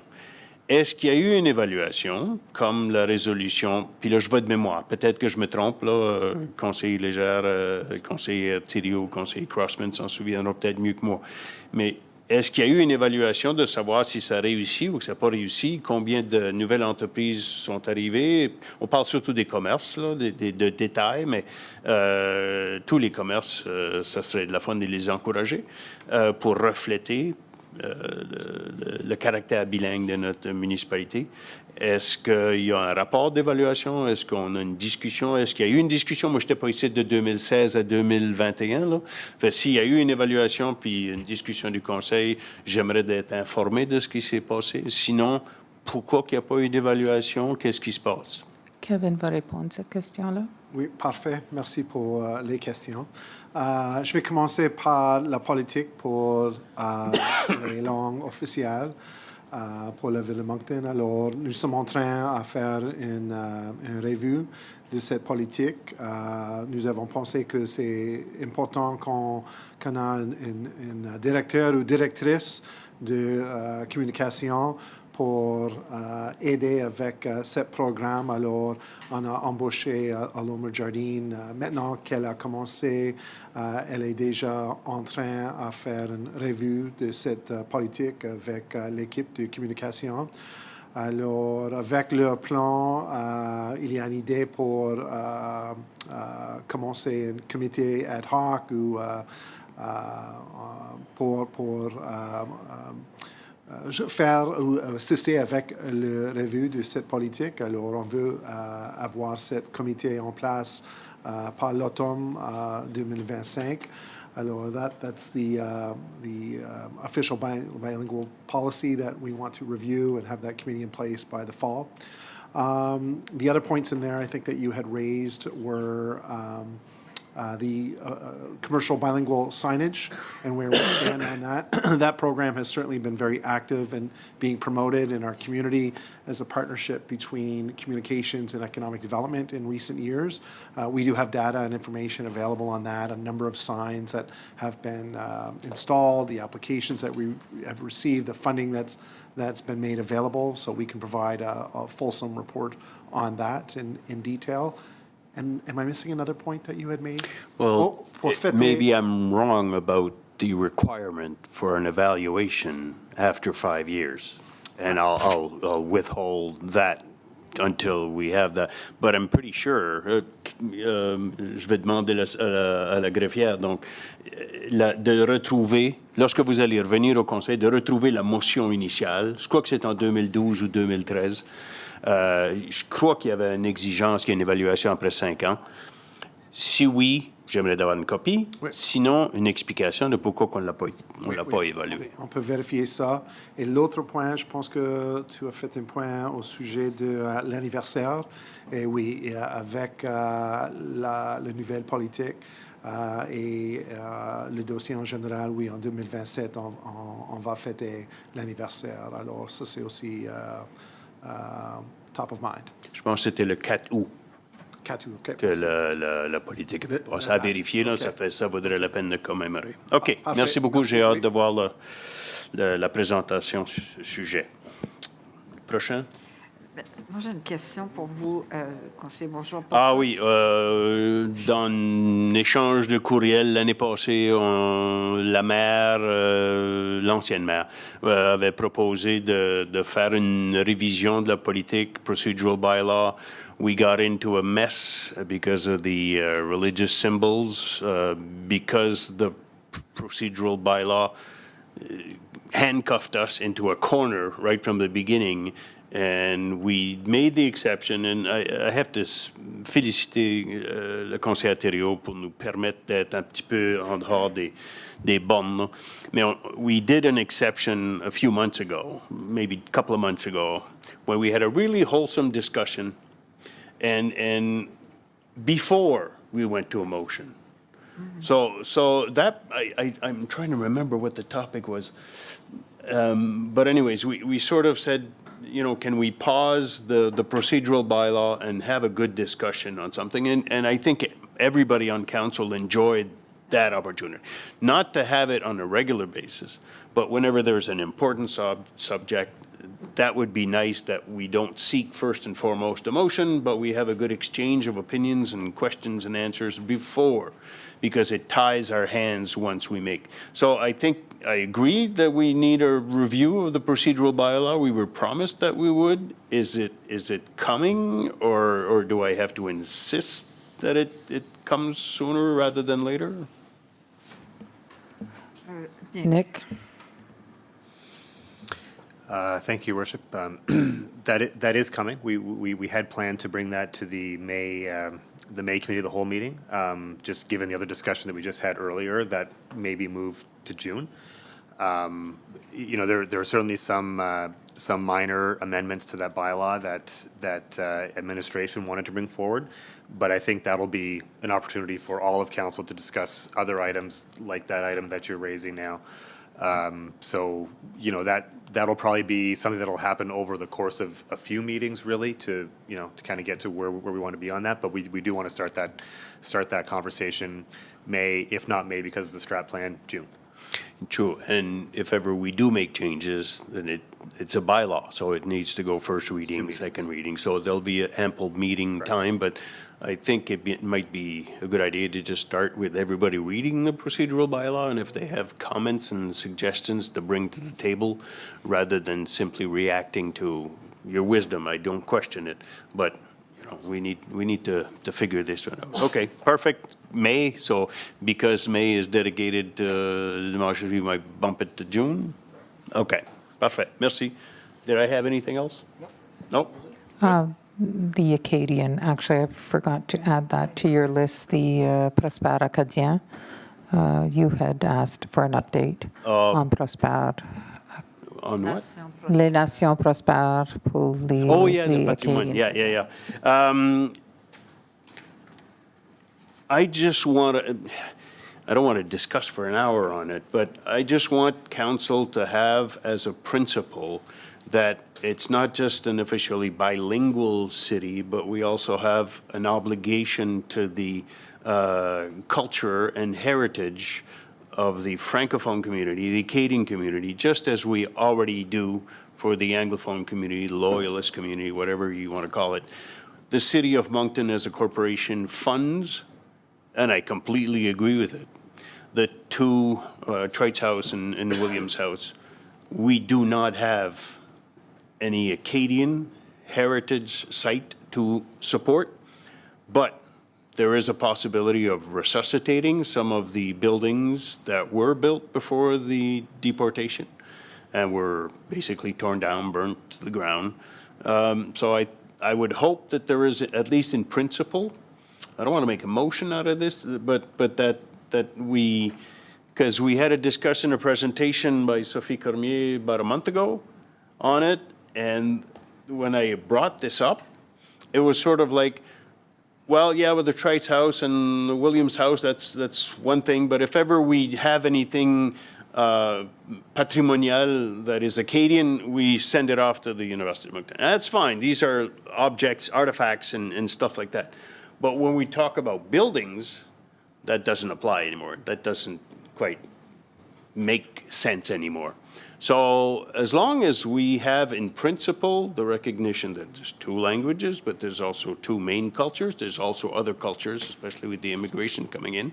But if we can't sustain the heritage of the other official language community, as we do, and I'm not saying dollar for dollar, that doesn't make sense. Whatever the specific needs, eventually, if we can identify something, we have Nation Prospère Acadienne. We had also a gentleman, Monsieur Hébert, can't forget his first name. He came to council and he made the request that we do stuff. We have a plaque. So we're on the way. But in terms of buildings, we're too far behind. It just doesn't make sense. So if at least in principle, council would recognize the heritage and the culture of the other language, official language group, that would be very pleasant to me. I'm not going to make a motion. Just nodding heads would do. Merci, Madame la Maire. Merci, conseiller Bourgeois. That is it. On a terminé. Donc, conseiller Richard, vous allez clore la réunion. C'est beau. Merci. Thank you, everyone, for a very interesting discussion. Merci.